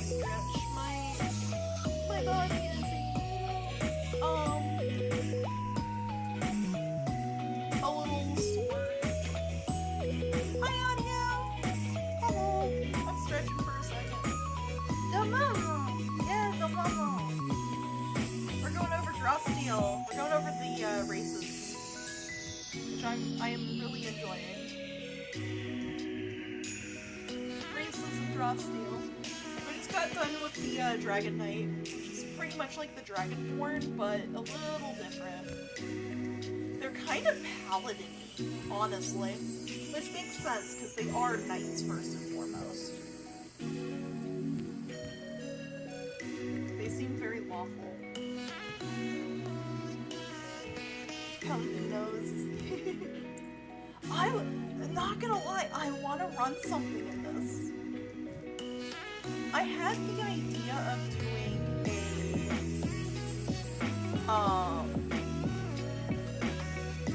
like a streamer D&D group. Because I have a setting I've been brainworming, building up. And I wanna do something that's like essentially something happened to our world that brought in magic, similar to Shadowrun, but it ended the world. And it's been like, you know, a thousand years into the future. So like subways, systems turned into mega dungeons and stuff like that. And there's like remnants of the world before, but it's back to like more medieval times. Post-apocalyptic fantasy, there we go. And I feel like this would be kind of fun to do. I sat back now. Crimson Desert it seems like a very fun game. Is it the same world as Black Desert? Because it's been a minute since I've played Black Desert. Sort of? I've been tempted by it. It looks good, but I have to get through Cyberpunk first. I'm not playing any other new games until I'm through with Cyberpunk, which might take me a bit.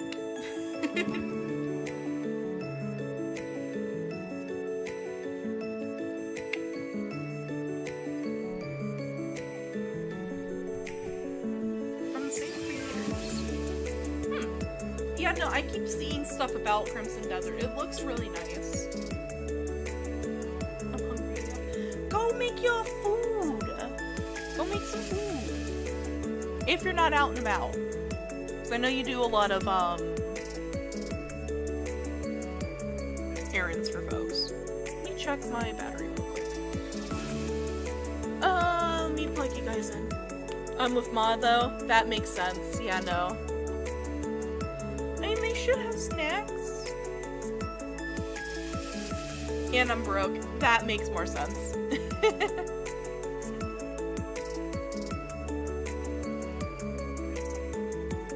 Hopefully it's not too bad.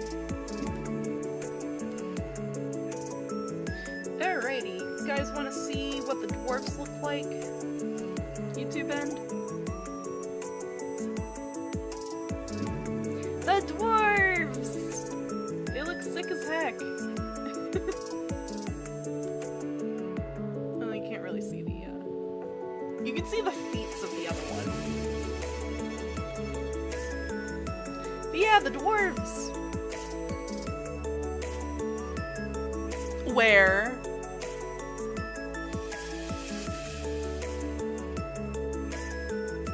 That makes sense. Yeah, no, I feel that.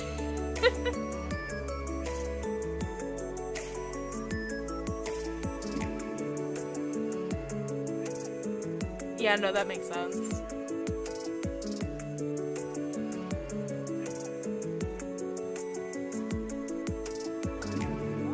Let's see here. Let's go back to chat and stream. So we're in the Dwarves of Drosteel now. Possessed of a strength that bellies their size, dwarves have flesh infused with stone. A silico-organic hybrid, making them physically denser than other humanoids. They enjoy a reputation in Oregon as savvy engineers and technologists, thanks to the lore they inherited from their elder siblings, a long-extinct steel dwarf.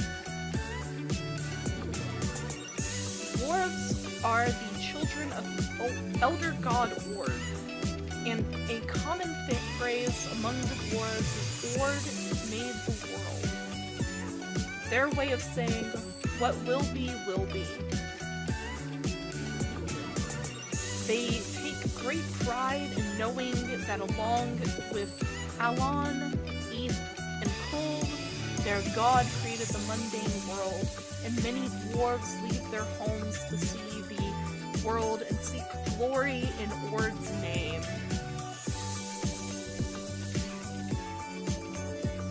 Ooh, wait, I got a sneak peek of the Woad Elf, and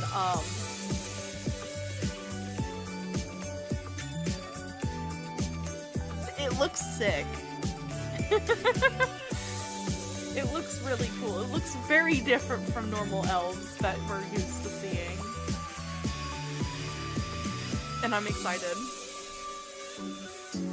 Their dwarven trait, their signature trait that they get for free, is you can is runic carving.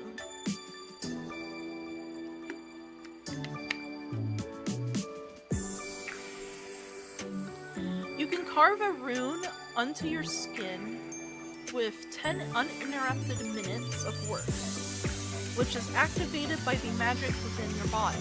The rune you carve determines the benefit you receive, chosen among the following: detection, light, and voice. Detection. Pick a specific type of creature, such as goblins or humans, or objects, such as gems or potions, and your rune glows faint softly when you are within 20 squares of any creature or object of that type, even if you don't have line of effect to the creature or object. You can change the type of creature or object as a maneuver. That's cool! Oh, that's cool! You can be a freaking metal detector!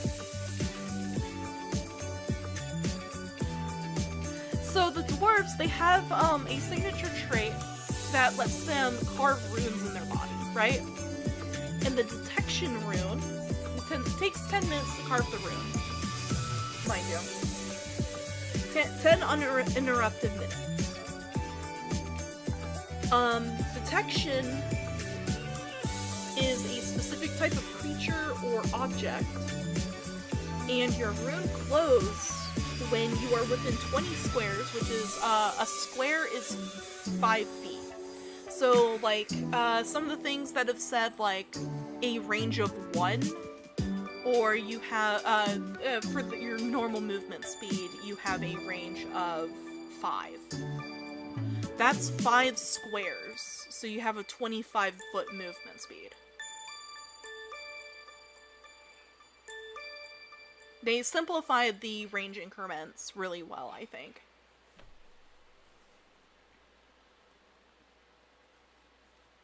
But yeah, no, that's really cool. Being able to detect 20 feet of you, or 20 squares, so that's 100 feet, right? No. 5 times 20, yeah, no, that's 100 feet. In a radius around you that you can just detect what you choose. That's really cool. Yeah, no, I had to remember. I'm like, wait, is that correct? Yeah, no, 5 times 20 is 100. 5 times 10 is 50. And you just add that twice. Light. Your skin sheds light for 10 squares. You can turn this light on and off as a maneuver. And then voice. As a maneuver, you can communicate telepathically with a willing creature you have met before and who is within 1 mile of you.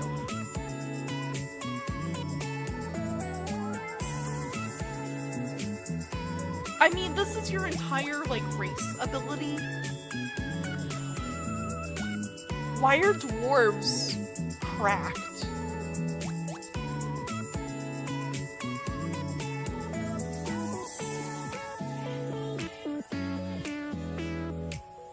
Oh, there's yelling. Hang on, I'm gonna mute.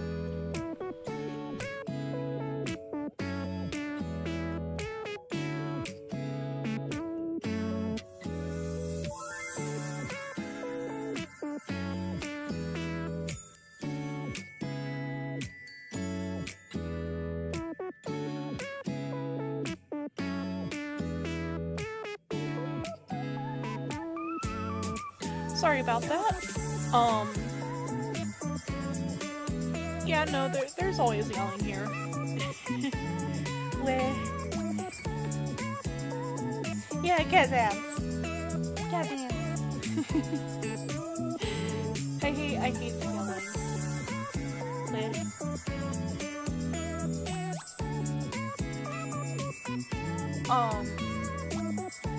That's great. Why are the dwarves cracked in this setting?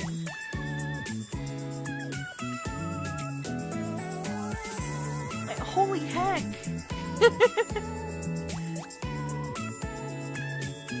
And they can change this. They can change what the rune does.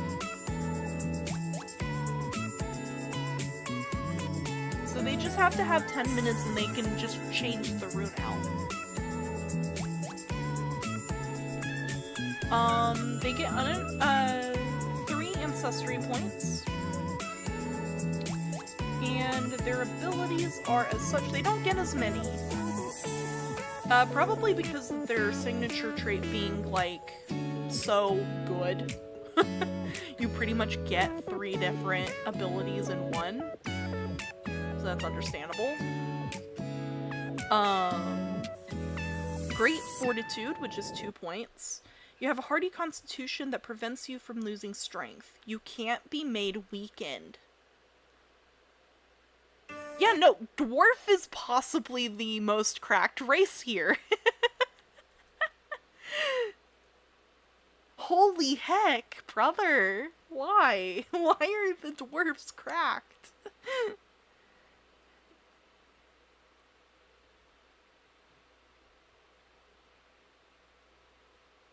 Ooh. That sounds good. Yeah. I like ube.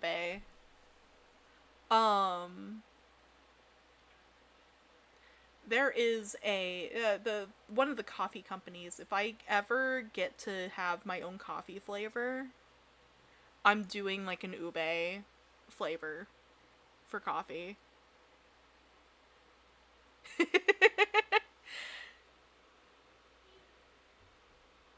Like, I don't know, I would want to do like an ube with brown sugar.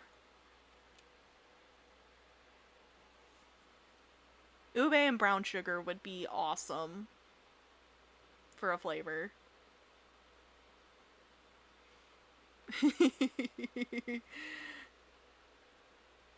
Because I like ube and I like green tea, so. Grounded, which is 1 point. Your heavy stone body in connection to the earth makes it difficult for others to move you around. You have a +1 in stability. Spark off your skin, 2 points. Your stone skin affords you potent protection. You have a +6 bonus to stamina, and that bonus increases by 6 at 4th, 7th, and 10th levels. Stand touch, 1 point. Your body is made to withstand the blows of your enemies. Your might score is treated as 1 higher for the purpose of resisting potencies, and you gain an edge on might tests when called to resist environmental effects or a creature's traits or abilities. Why is freaking dwarf so cracked? Hello, Slothman. Welcome, hun.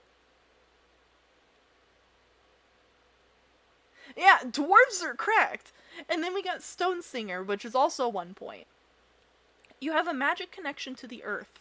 When you spend one uninterrupted hour singing, you can reshape any unworked mundane stone within 3 squares. You can't destroy the stone, but you can move each square of it as anywhere within 3 squares, piling it off to one side to dig a hole or building it up to create a wall. That is 15 feet.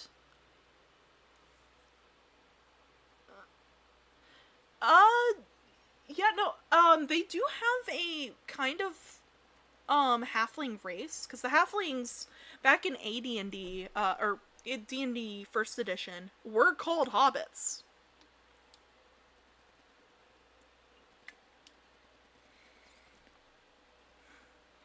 They just got attacked by the people that made, by the, Tolkien estate.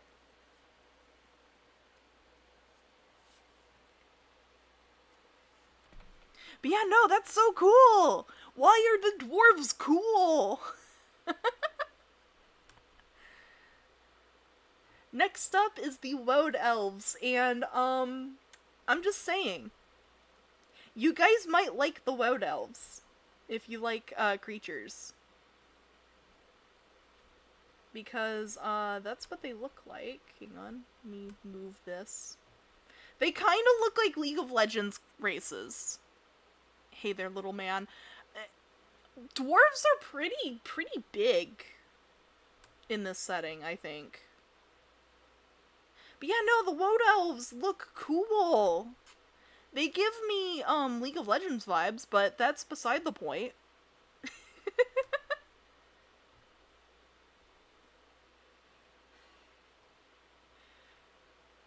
They have, like, a thin fur over them, and their ears are kind of a different shape.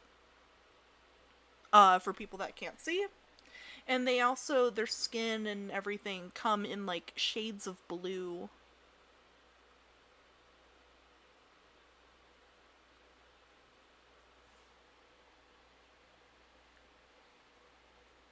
Yeah, no, it looks really cool. I really like these. I'm a sucker for weird races.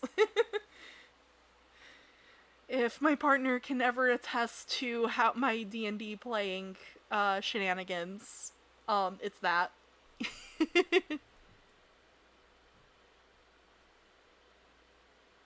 I am a dwarf and I'm digging a hole. Yeah, okay, so it's like if you made the Yordles, but like human size and shape.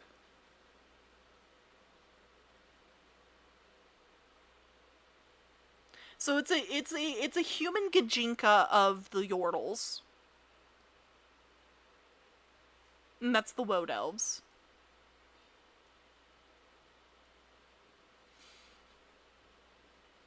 "10 minutes!" Okay, we're gonna be doing some reading, so we'll go back here. Children of the Sylvan Celestials and magic of the elf-hunted forests called Woads. Woads... haunted, not hunted. Elf-haunted forests called Woads. Woad elves see all forests as their domain by birthright. They know and enjoy their reputation among humans for snatching children who wander too far into the woods. Humans should fear the trees. The Woad elves' natural ability to mask their presence, called glamour, complements their guerrilla style of fighting, letting them strike quickly from cover and then meld back into the underbrush. These traits also make the relatively few Woad elves who dwell in the cities naturally adept at urban warfare. Yeah, they're kind of like that.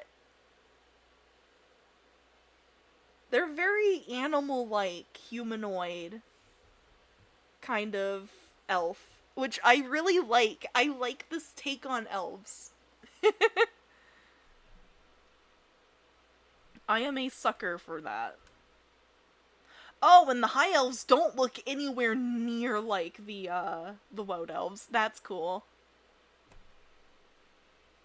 I really like that. You guys will get to see that in a second. Their signature trait is Woad Elf Glamour. You can magically alter your appearance to better blend into your surroundings.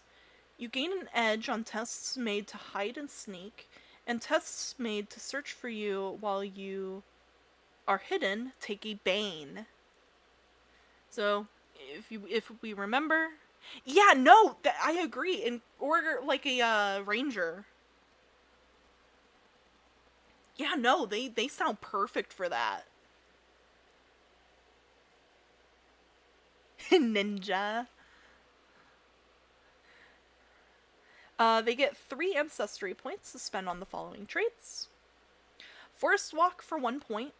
You can shift onto and while within difficult terrain. Yeah, no, they kind of look like that, so, I mean, you could probably go with it. I do kind of want to run this as our first, D&D game, TTRPG game for different streamers.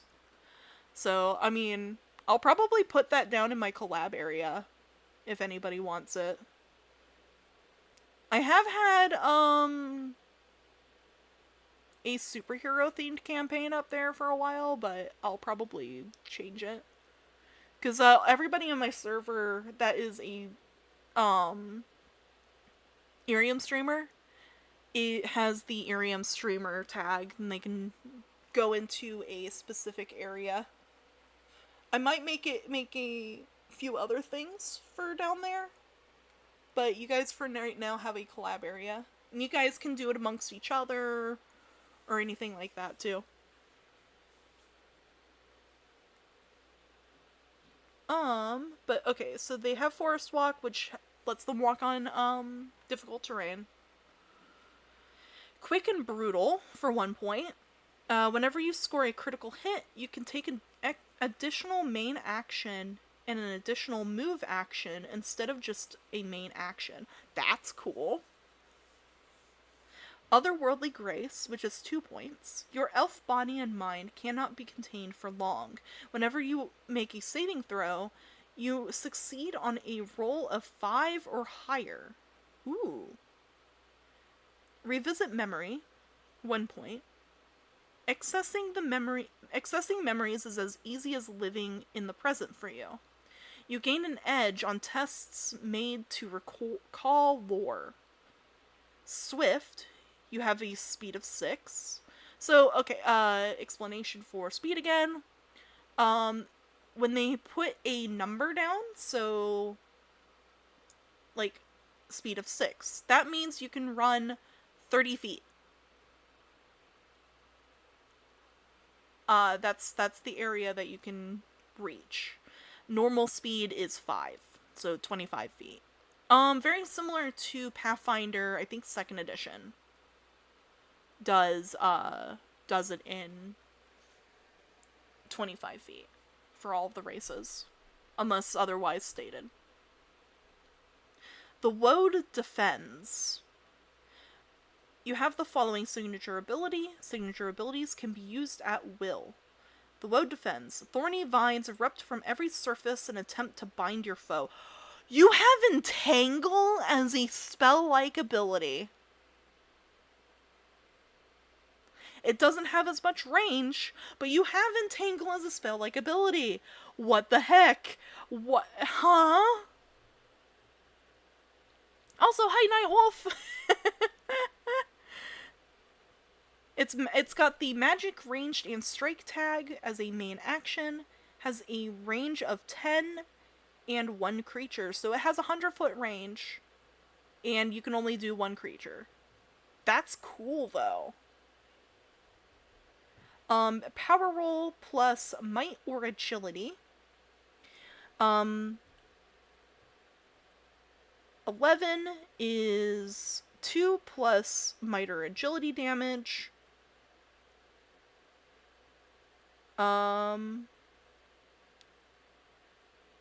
Agility or less is weak.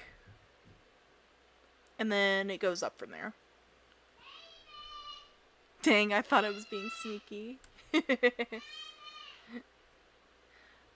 Now we got our High Elves, which, if we do not remember, High Elves are, like, they kind of look godly. Like, not gonna lie, they kind of give the vibes of, how... What is it? Oh, my brain is not braining. Aasimar. They kind of look like an Aasimar. Oh, I do not want to move my model. Please and thank you.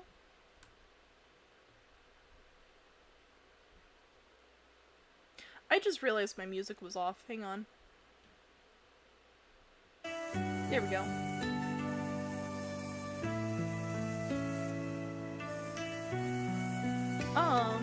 But yeah, no, they look really cool. They have like these, they're kind of paler skin with like pale skin. Some are maybe a little bit more blue in tones, but they all have like these metal bands on them, metallic bands that wrap around their arms, and their hair almost looks metallic. Their eyes also seem to be glowing. That's cool. I really like that. That's the High Elves.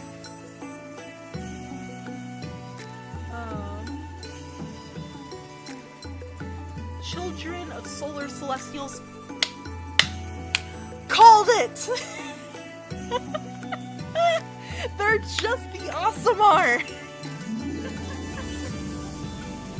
They're Aasimar, but they're angel, or they're elves. That's why they look so different from the Woad Elves. Because the Woad Elves are more naturey, whereas these are more celestial.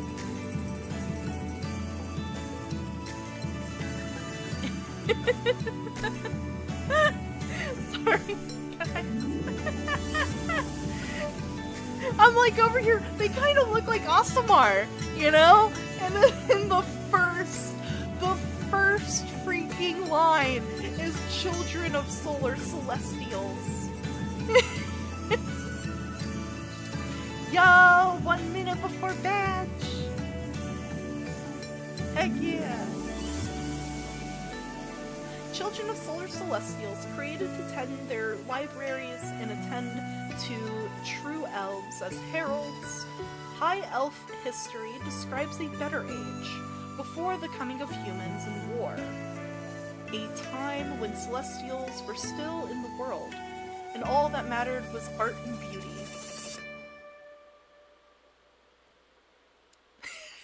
Medieval emo kids! I mean, the vibe I'm wanting to go with the setting that I'm thinking about running this in, right? Is, kind of post-apocalyptic urban fantasy, like, medieval fantasy. So we're taking our world, God Particle goes off, and it reforms our world into something different. So we have, you know, we have magic, we have technology still, but it's more like technology is for the higher echelon of people. It's more like medieval fantasy with all this. Congratulations, Jay! Holy heck, 5 bumps in a row.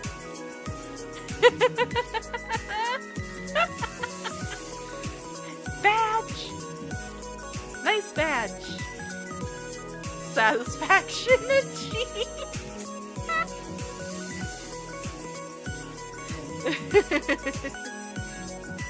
Yeah, no, I got the brain worm of what if, like, subways and stuff had, like, they turned into mini dungeons. And then I went off that of going, What if we still have a little bit of tech, but the world is pretty much still post-apocalyptic? Ah! Yeah, maybe a little bit Persona-y. Yeah, no, I really like the concept. I've been writing it up. I should be working on my actual setting, Polaris, but, you know, eventually. That's been a personal project for like 5 years.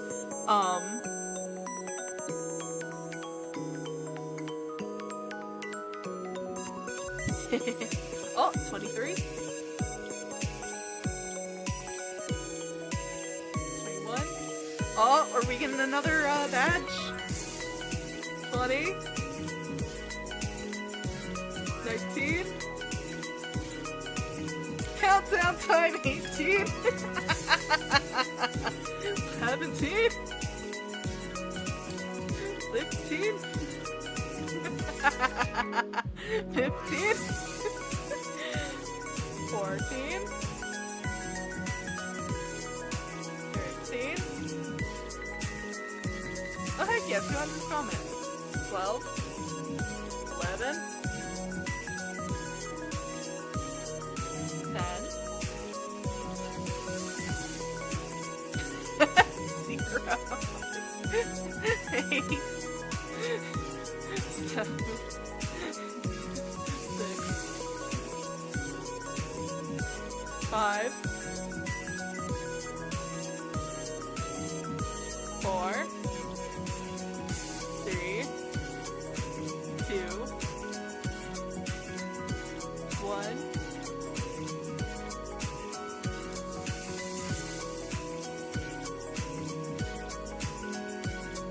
Oh.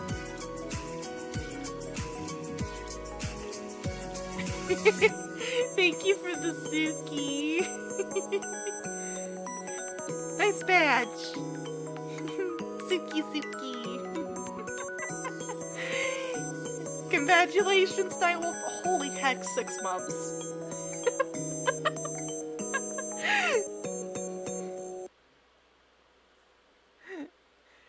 Yeah, no, we're getting really close to IP ownage too, so.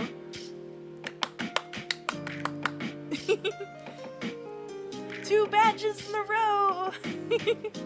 In one stream, heck yeah. We got 3 badges now. We need 2 more for the goal.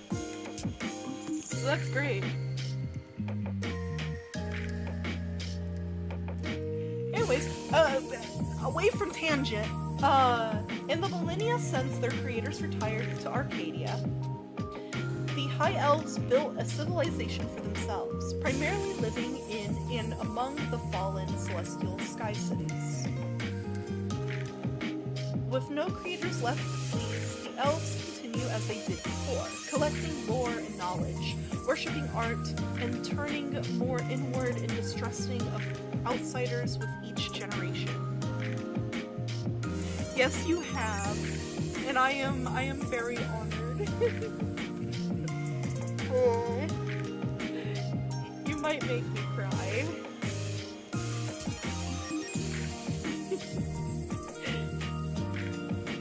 You have my heartfelt thanks.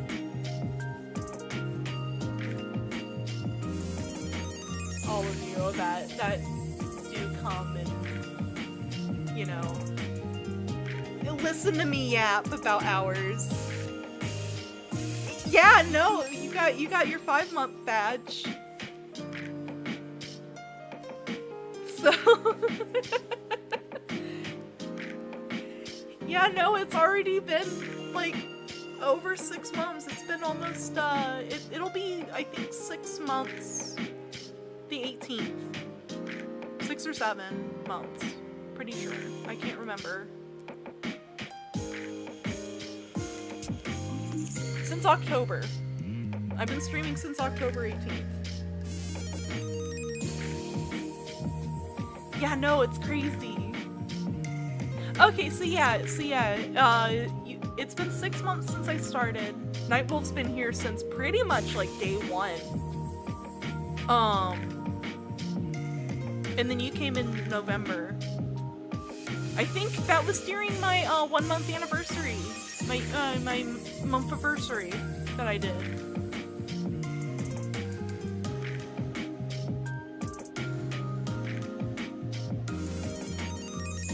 Alright. High Elf traits. Their signature trait that all High Elves get is called High Elf Glamour. Yeah, very beginning of November.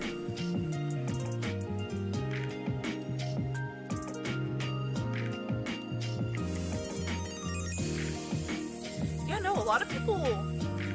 I think November and December was when I got like the most people on Iriam end like join me and just kind of chill and stay with me. Which, like, again, crazy to think that I've come this far since starting. I seriously thought I would be how far I was in December within like a year. Yeah, no. It's been crazy. Yeah, we almost got IP. Well, we should have IP any day now. So it's crazy.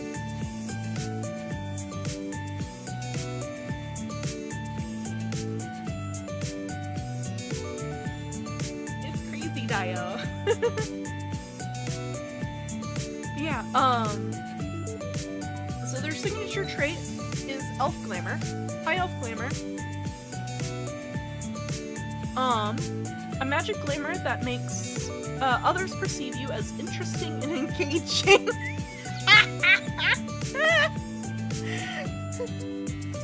High Elves are just VTubers.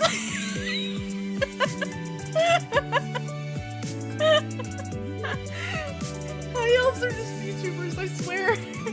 A magic glamour that makes others perceive you as interesting and engaging, granting you an edge on presence tests that using the flirt or persuade skills.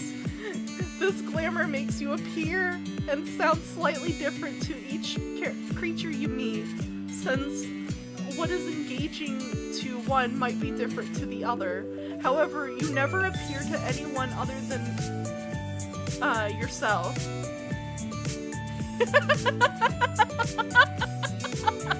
Yeah, no, it's just an IRL VTuber at times.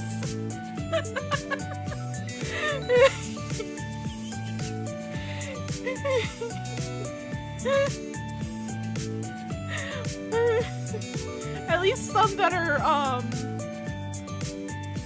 a little different from how I do things, but that's funny. I had to make that joke.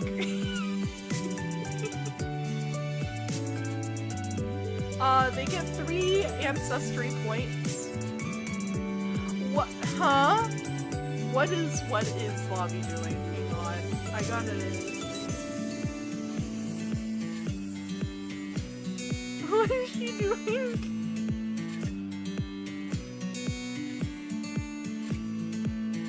Slams. Okay. That got me. Yee.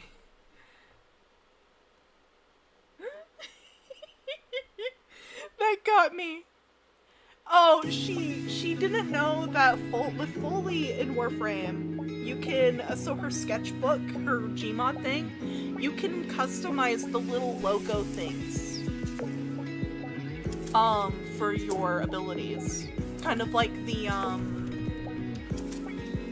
like Call of Duty, like how you do the, how you did the, like, custom, if I remember right, it was the call signs. Yeah, you can do that. Like, I have for the bomb ability, a bomb. And like a little storm cloud for the lightning trap that you can do. Yeah, no, I went through and did a bunch of them. I need to continue doing a bunch of them. But yeah, you can change all of the little details. details. It's really cool. But yeah, she like kicked him in the door. What do you mean I can change the symbols for her abilities?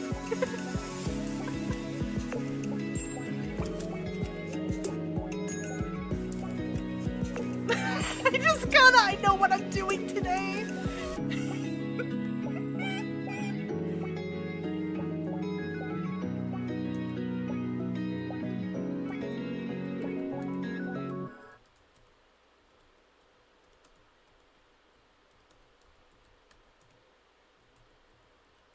There we go.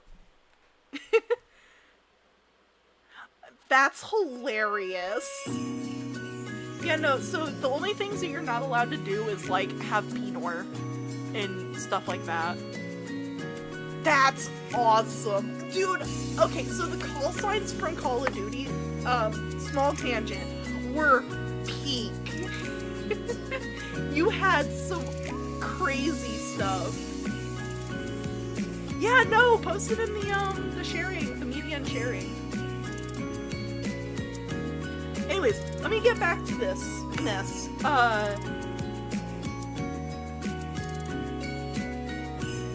Oh, that's sick. You have 3 ancestry points as the High Elf. And their abilities goes as follows. Glamour of Terror. Yeah, have a good night, Nightwolf. Glamour of Terror is 2 points. When a foe strikes, you reverse the magic of your glamour to instill fear into their heart. Whenever you take damage from a creature, you can use a triggered action to make that creature frightened of you until the end of their next turn. Hello, my friend. Welcome back. Graceful Retreat, which is 1 point. You gain a +1 bonus to the distance you can shift when you take a disengage move action. High Senses, 1 point. Your senses are especially keen and perceptive. You gain an edge on tests made to notice threats. Otherworldly Grace. Your elf body and mind can't be contained for long. Whenever you make a saving throw, you succeed on a roll of 5 or higher. Revisit Memory. Accessing memories is as easy as living in the present for you. You gain an edge on tests made to recall 4. Unstoppable Mind, 2 points. Your mind allows you to maintain your focus in any situation. You can't be made dazed. I found the wizard race. I found the spellcaster race. In 3.5, we normally have magic items for days, or abilities for days. In this, we just can ignore days. To be fair, this is 2 points. So it's obviously a very useful ability. Yeah, no, I think if I were making a High Elf, I would go with Unstoppable Mind and probably Graceful Retreat.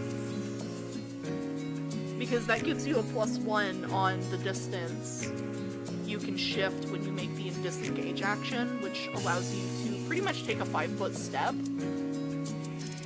So that's kind of cool. I really like that. Now we are going to get to see the Hakan, the stone giant people. So let me chat screen. Or no, not chat. There we go.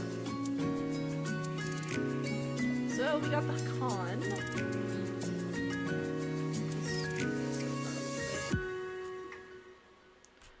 They are the stone giant people. The Hakan race. Which I think is really cool. Like, yeah, no, I love loved all of the races so far.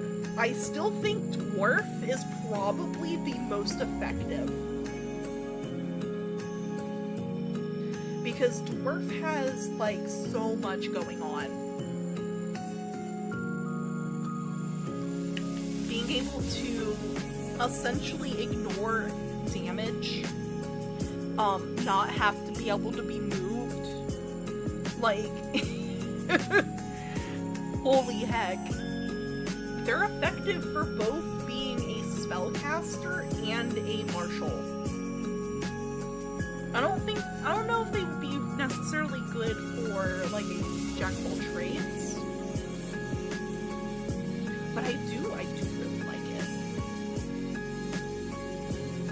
But Hakan are the big boys. They are, like, I think it said that they were anywhere between maybe 9 to 10 feet tall. Is their, like, height? Which I think is pretty cool. Yeah, no, I wanna run this for some Iriam streamers. This seems fun.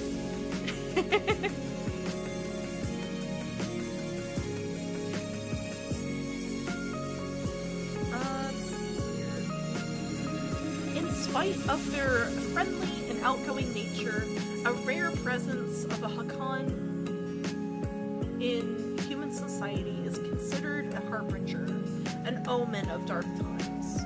Descended from a tribe of giants in Upper Thanagar, the original Hakan tribe made a bargain with Hokata, the Thanagar trickster god.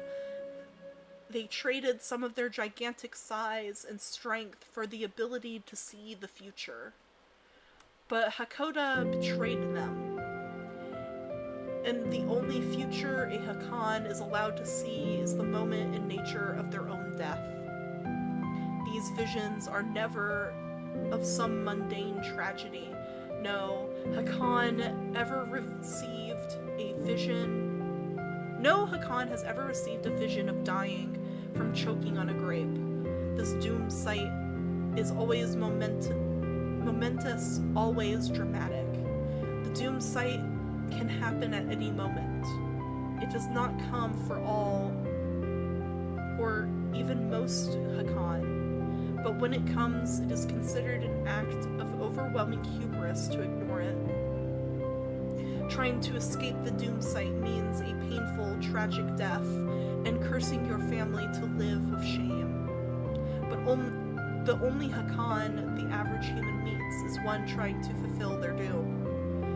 The human superstition that the arrival of one or more Hakan in human lands is a sign of great force acting in the world, auspicious times, is literally true.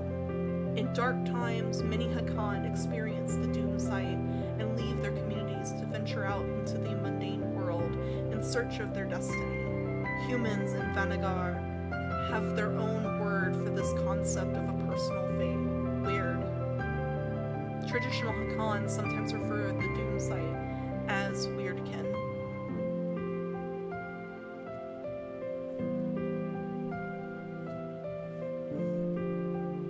Oh, did you finally get food?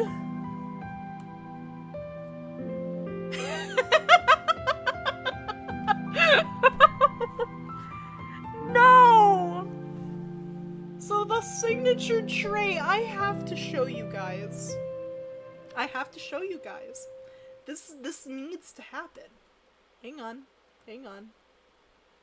I need to show you. What's up, true family? It's your girl Megan Thee Stallion. What's real never fades. What's true always lasts. It's about self. It's about purpose. It's about legacy. Their signature trait is big. Starring your girl Megan Thee Stallion. Shop That's right what it's now called. on TrueReligion.com. The Hakans, the giant people, their signature trait is just big.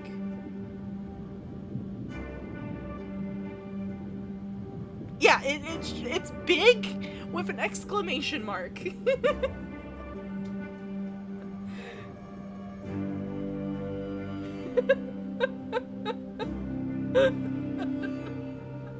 I love when game creators have a sense of humor. What's big? Them. Because they're giant folk. Your stature reflects your giant forebears. Your size is 1L. Oh. They're like 10 feet tall, mind you. Wait, music with words. Hang on, no.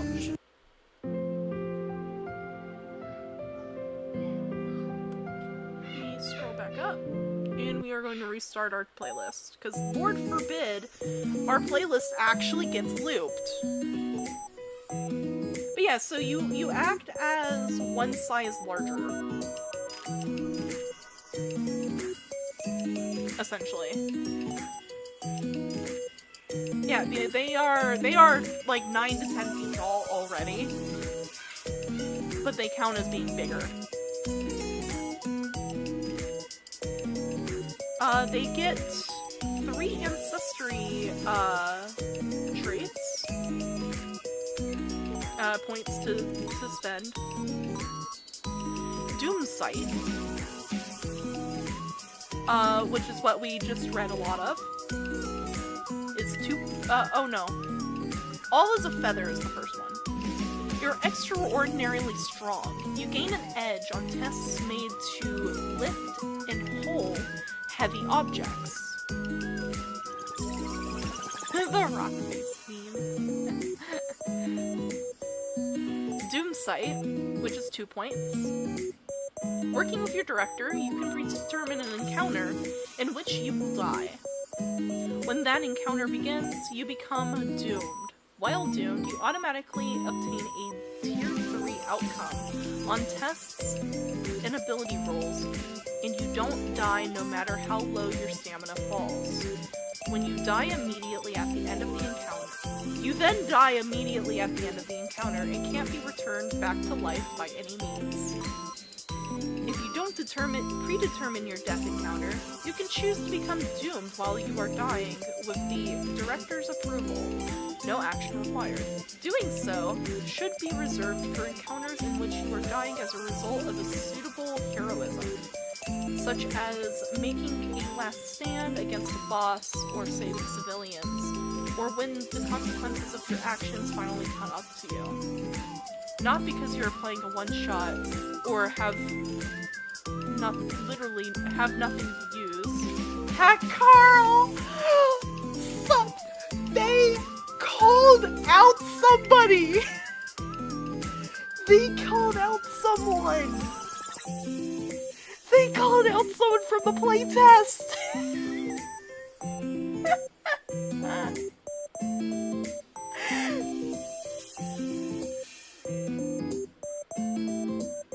That's funny!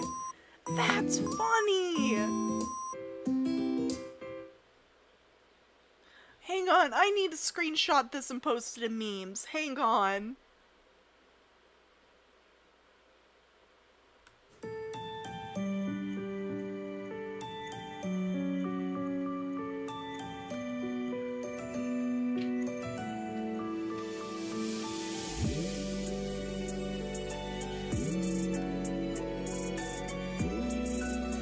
This needs to go into memes. Capture. Save image. Hang on. Hang on.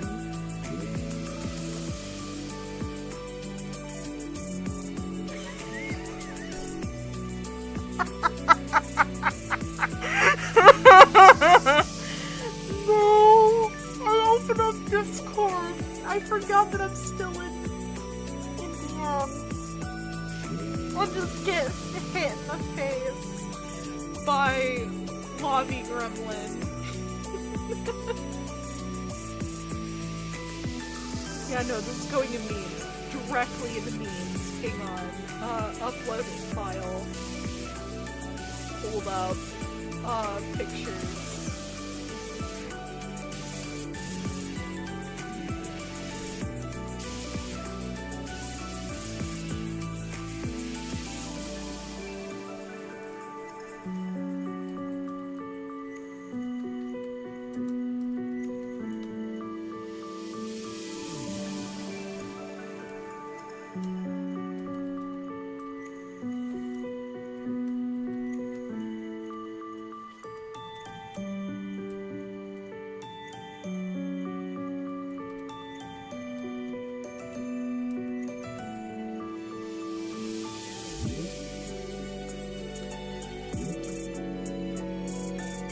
There we go.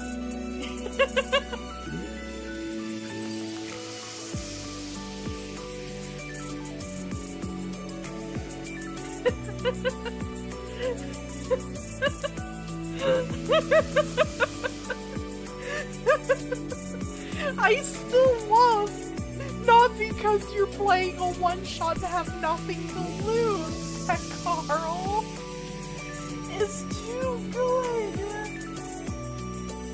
Calling out someone in your rules book for their shenanigans is so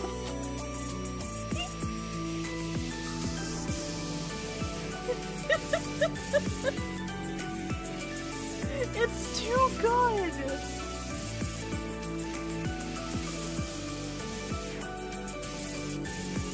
Carl, yeah, no, that's too funny. Calling out someone from your playtest is too good. Additionally, when your stamina reaches the negative of your winded value and you are not doomed, you turn to rubble instead of experiencing death.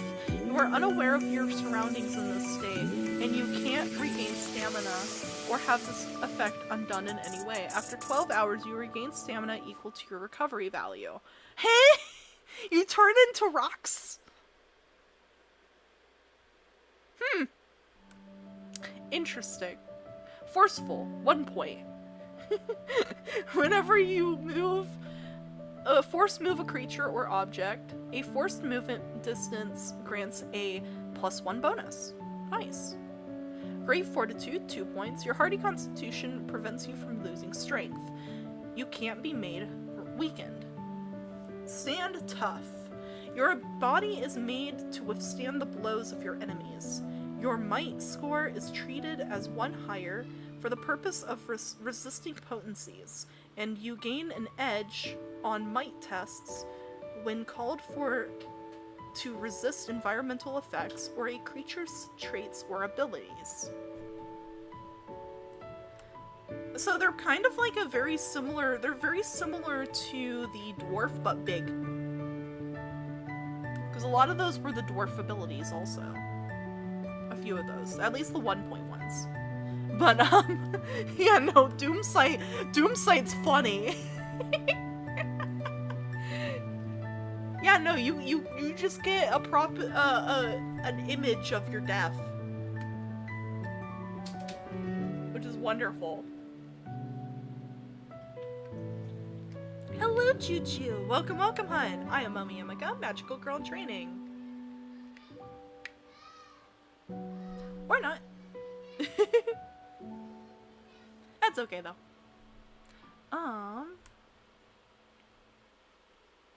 Next up is the humans. We get to see the humans. Let me scroll it over.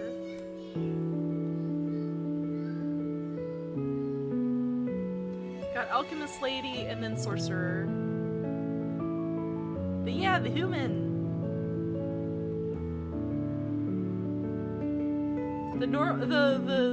What most people say, quote unquote, is the basic race. I am under the impression they are not basic.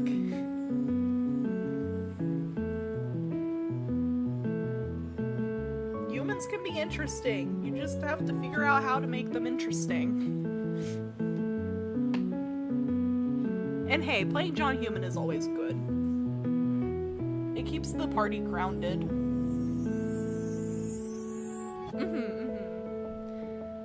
Humans belong to the world in a way the other speaking peoples do not. You can sense the presence of supernatural, that oily smell in the air, as I've heard it described, and the presence of deathless caused by the hairs in the back of that causes the hairs in the back of your neck to stand up. Or why do you think graveyards affect you so? Whatever magic is, its grip on you is light. Whatever drives the deathless, your nature rebels against it.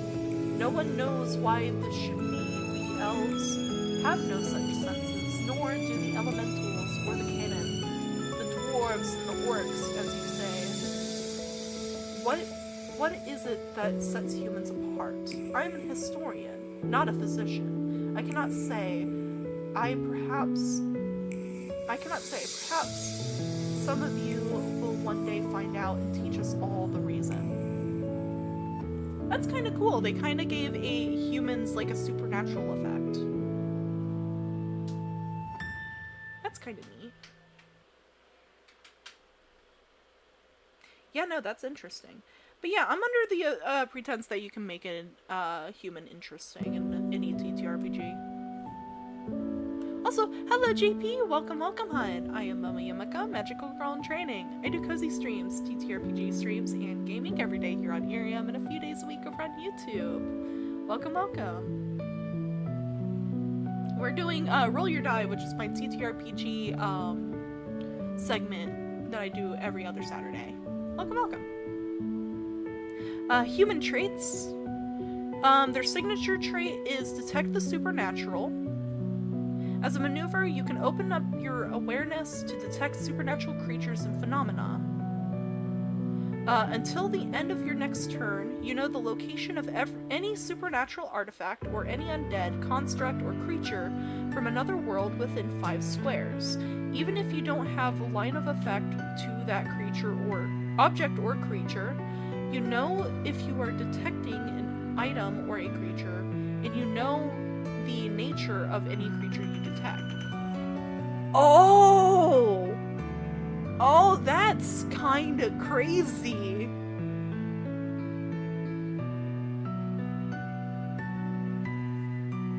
Oh, that kinda goes crazy. They have essentially detect magic on at all times. If it comes from another world or it's a supernatural item, which is how they kind of normally consider magic items in this book, you can just detect it and kind of detect the nature of the creature. So like, say you're one person's playing a devil from the hells, and they come from not from here. They're not born of the main plane. And then you have another party member that's from our plane. The human would be able to tell the difference between the two.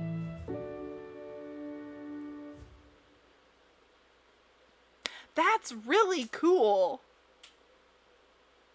I really like that. That's an interesting bit. Yeah, no, that's kind of sick. Humans being sensitive to the weird and supernatural.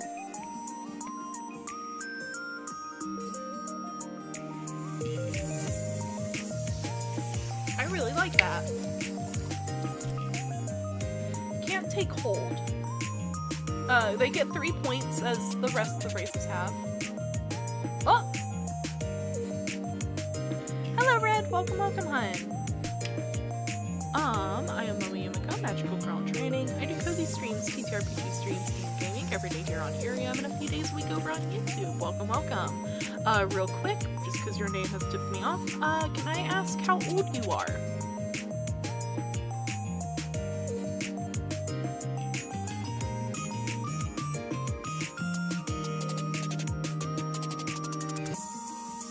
Because I am a 18+ streamer, I only stream to adults, and your name strikes me as minor, but I do not want to make any assumptions.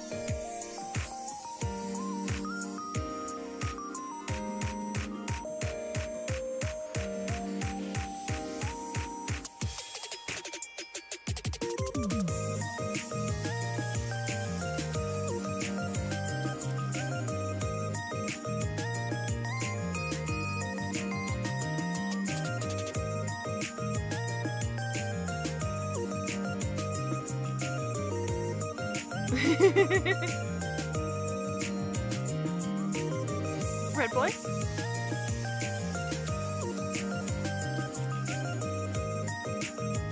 Just waiting for my turn. I'm not gonna trust it. Jay, can you, take care of that?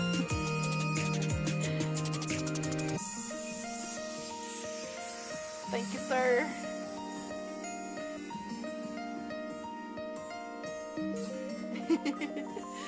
Can't take hold. 1 point. Your connection with the natural world allows you to resist certain supernatural effects. You ignore temporary, difficult terrain created by magic and psionic abilities. Additionally, when you are forced to move by magic or psionic ability, you can reduce the forced movement distance by 1. That's cool! Frick your magic and brain powers. I'm not gonna be able to be moved as much or affected by it as much. That's sick! I like that! Why are humans kinda cool? Determination. 2 points. A tolerance for pain and distress allows you to push through difficult situations. If you are frightened, slowed, or weakened, you can use a maneuver to immediately end one of those conditions. Welcome back, Warblade. How's it going?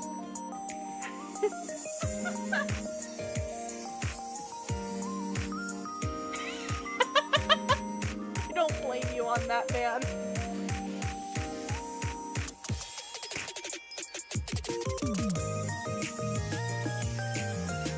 Oh, that's so cool. Wait, that's called being rich. We didn't choose the rich perk when we were in the character creator.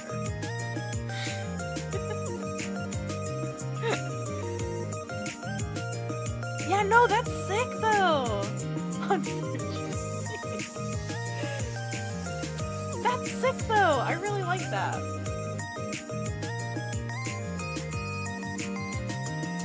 Frightened, slowed, or weakened. So it's an effect that affects you.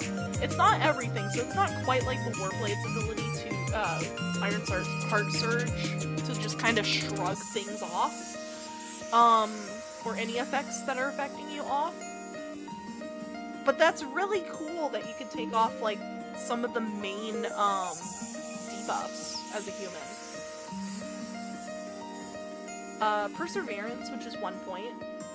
Giving up is for other people. You gain edge on tests made using the endurance skill. Additionally, when you are slowed, your speed is reduced to 3 instead of 2. Resist the unnatural. 1 point. Your instinctive resistance protects you from injuries beyond routine. Whenever you take damage that is untyped, you can use a triggered action to take half the damage.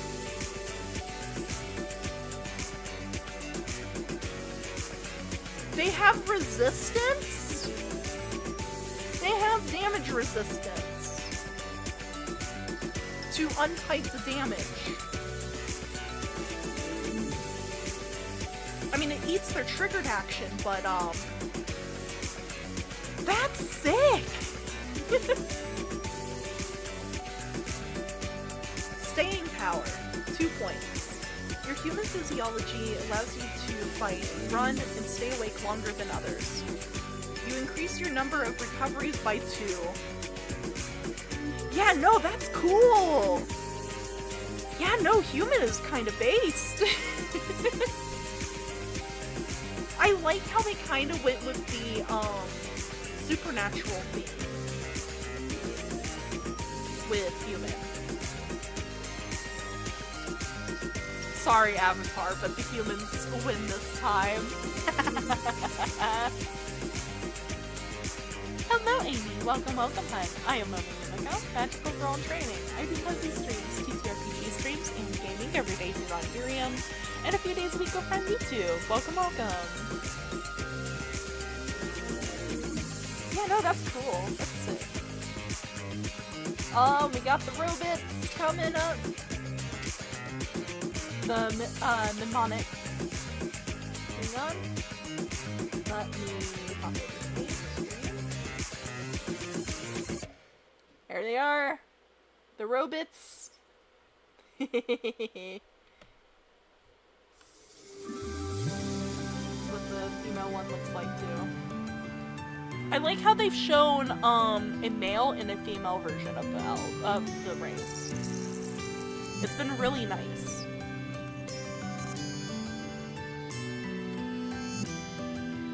But yeah, that's the race for mnemonic.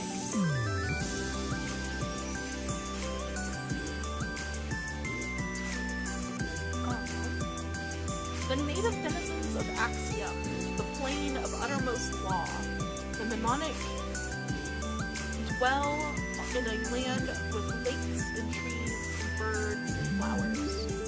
But on this alien world, the lakes are seas of mercury, birds glitter with wings of glass stretched gossamer thin, and the flower petals are iridescent metal that is flexible and fragile as any earthly rose. The minds of the mnemonic are highly ordered. Their reason is their great pride.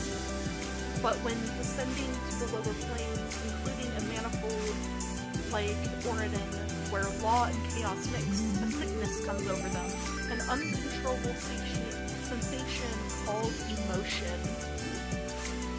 Oh, wait! That implies that they don't have emotion when they're on the plane of law, but when they move to our plane of existence, to like the main plane of existence, or any other planes, they gain emotion and don't understand it. That's kind of cool.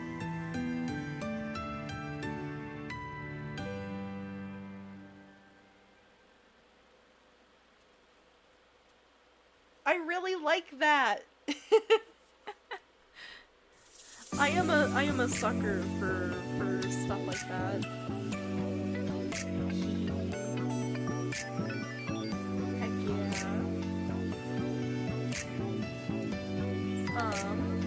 Traits. Mnemonic traits. Their signature ability is fall lightly. Your silicone body is low in density. Whenever you fall, you reduce the distance of the fall by 2 squares.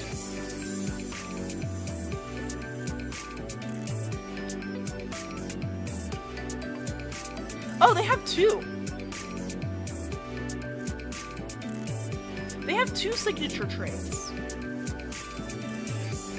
Lightweight. Your body is light for a creature of your height. Whenever another creature attempts to force to move you, you treat as your size is 1 size smaller. So they treat it as... They essentially have 2 squares, so they treat it 10 feet shorter of a fall distance. They do take fall damage, but they don't take it as much. Yeah, exactly. Yeah, no. But they also count as 1 size smaller for their weight when they're getting, moved. Because they're not as, like, heavy. But they get 2 signature traits and then... Oh! We get different. They get 4 ancestry points instead of the 3 that we've been dealing with.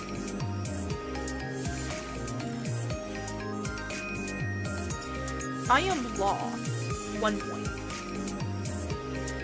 Your lawful nature and quick reflexes mean that you give no quarter to creatures trying to get past you. Enemies can't move through your space unless you allow them to do so. I found a tank. Granted, not a good tank because you can get pushed around. But I found a tank. They can't get past you and through your space without you allowing them to.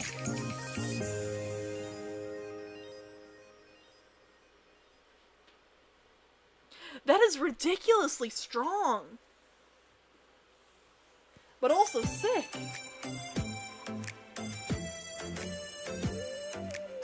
Keeper of Order, 2 points. Your connection to Axiom, the plane of uttermost law, allows you to manage chaos around you. Once per round, when you or an adjacent creature makes a power roll, you can use a free triggered action to remove an edge or a bane on the wall.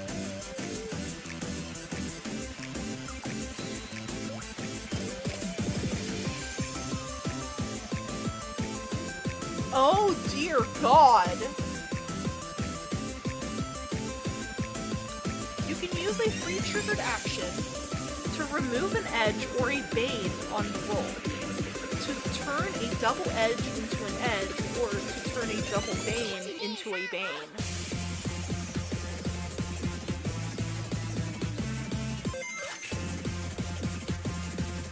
Oh my gosh!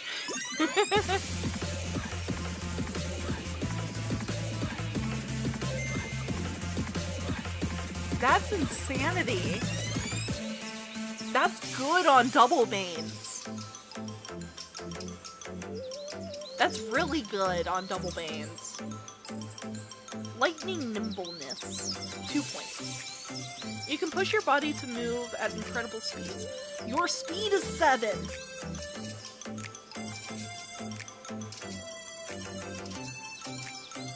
They have a 35-foot movement speed.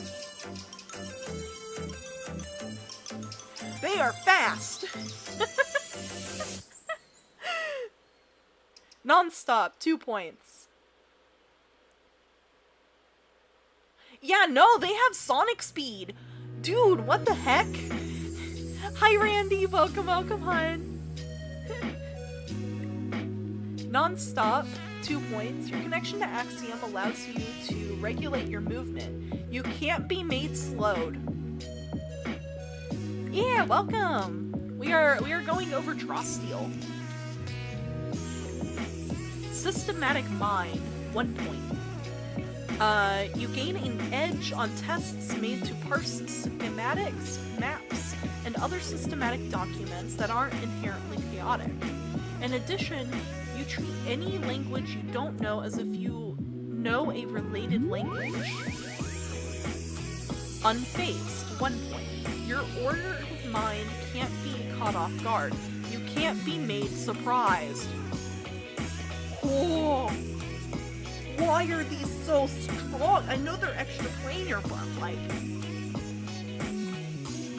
I mean, this is... okay, so I'm looking at this as if I am DMing for a D&D game. And I can already tell you, I think some of these traits alone would bring up the, LA. Straight up.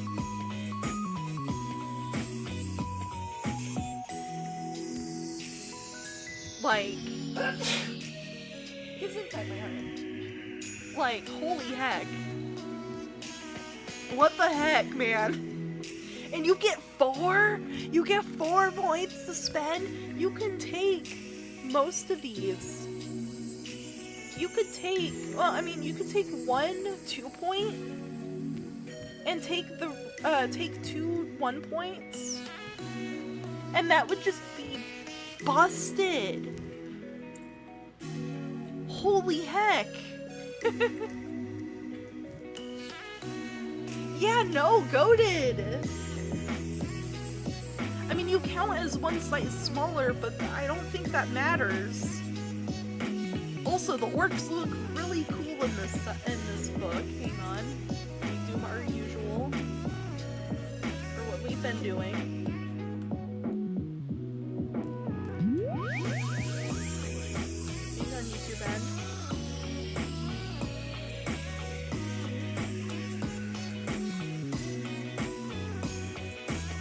Yeah, no. So like they count as one size smaller for being pushed, is what it said. So you can be knocked around like a little freaking like a halfling because you're not super sturdy. But that's a good trade-off for some of the stuff like you shall not pass ability. Because okay, so D&D, there's literally no reason outside of AOO's, Attack of Opportunity, that would stop someone from rushing past you and gaggle freaking the mage behind you as a, like, fighter. There's no reason they shouldn't be able to just charge right past you and eat an AOO.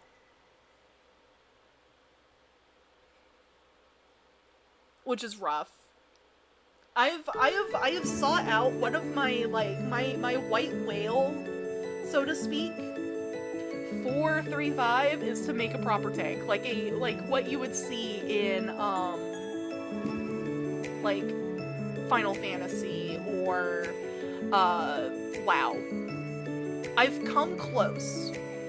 I have come close with the, I think it's the, Crusader from Tome of Battle. And Knight. Surprisingly Knight. Because they have, like, a mark ability where you can go, you can only fight me. You get a disability to fight anybody else but me. And it's a Crusader, Knight multi-class. But yeah, outside of challenge abilities, normally,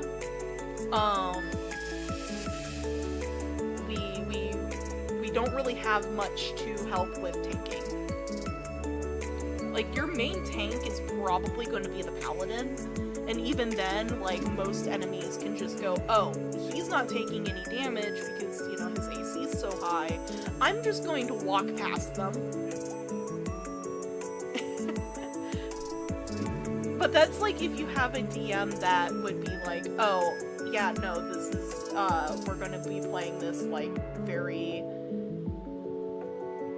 like, to the book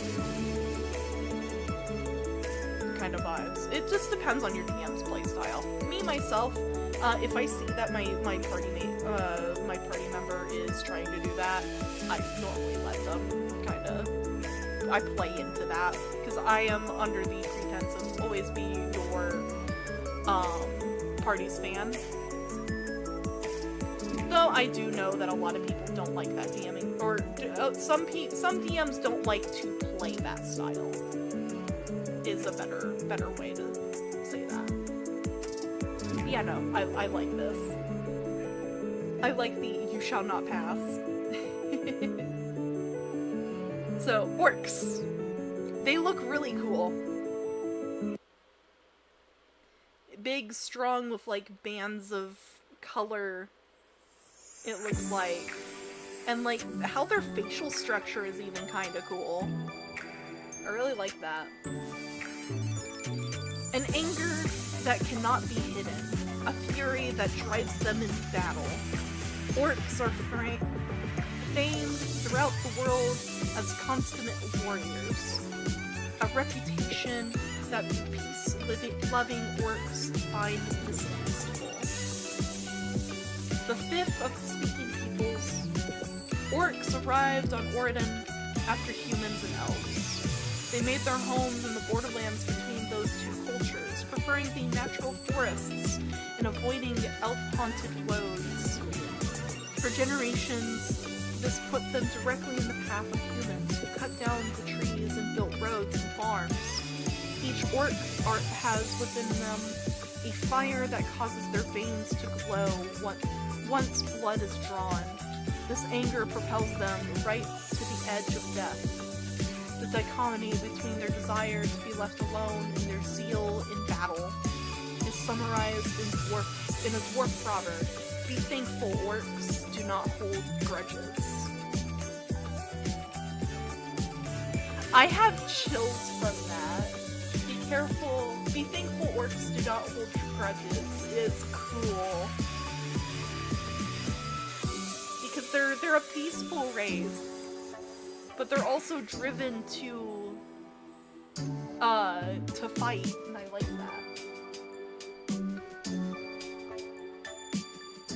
Oh, it's 8 o'clock. We're going to finish up orcs, and then I will call it for the night. Let's see here. Go to chat screen.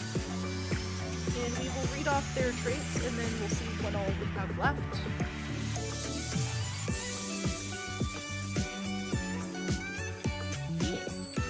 Orc traits. Orc heroes have access to the following traits. Signature trait, Relentless. Whenever a creature deals damage to you that leaves you dying, you can make a free strike against any creature. If the creature is reduced to 0 stamina by your strike, you spend a recovery. You can spend a recovery. Their traits, they get 3 ancestry points, which are as follows. Blood Fire Rush is 1 point. The magic coursing through your veins makes you run faster in the heat of battle. The first time in any combat that you take damage, you gain a +2 bonus to speed until the end of the round. Glowing Recovery, 2 points. Your blood fire allows you to regain your strength quicker than others. Whenever you use the Catch Breath maneuver, you can spend as many recoveries as you like. Grounded, 1 point. The magic in your blood makes it difficult for others to move you. You gain a +1 bonus to stability. Non-stop, 2 points. Your blood fire supplies you with a constant rush of adrenaline. You can't be made slowed. Passionate Artisan, 1 point. When you are stirred by passion for creation, your blood fire flow allows you to work longer and harder.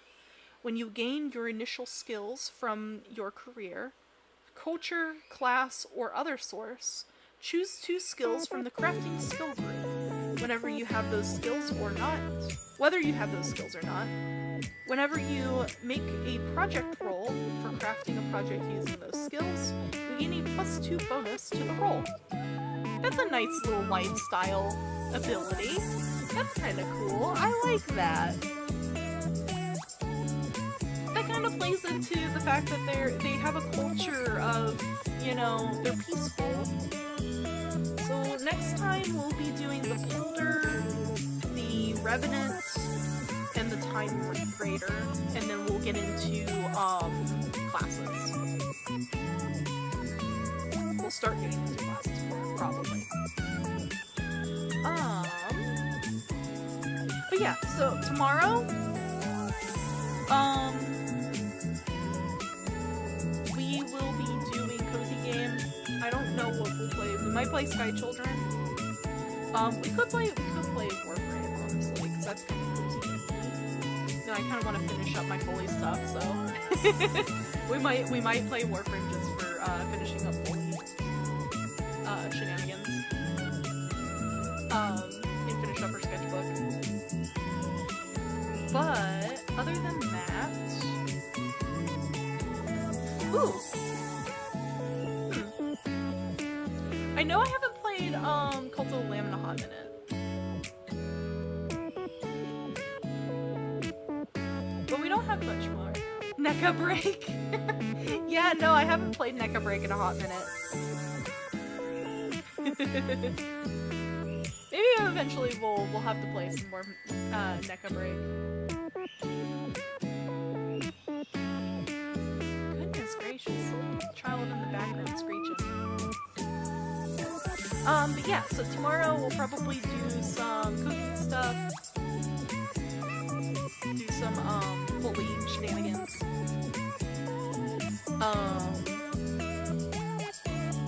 Monday and Tuesday can be co-working. We'll have the schedule up. I'll probably work on it a little bit tonight, but yeah. Other than that, I think that's it for me for today. I hope you guys have a good night. Stay safe, and I'll see you guys later. Goodbye. Yeah, just gonna be later. Y'all have a good night.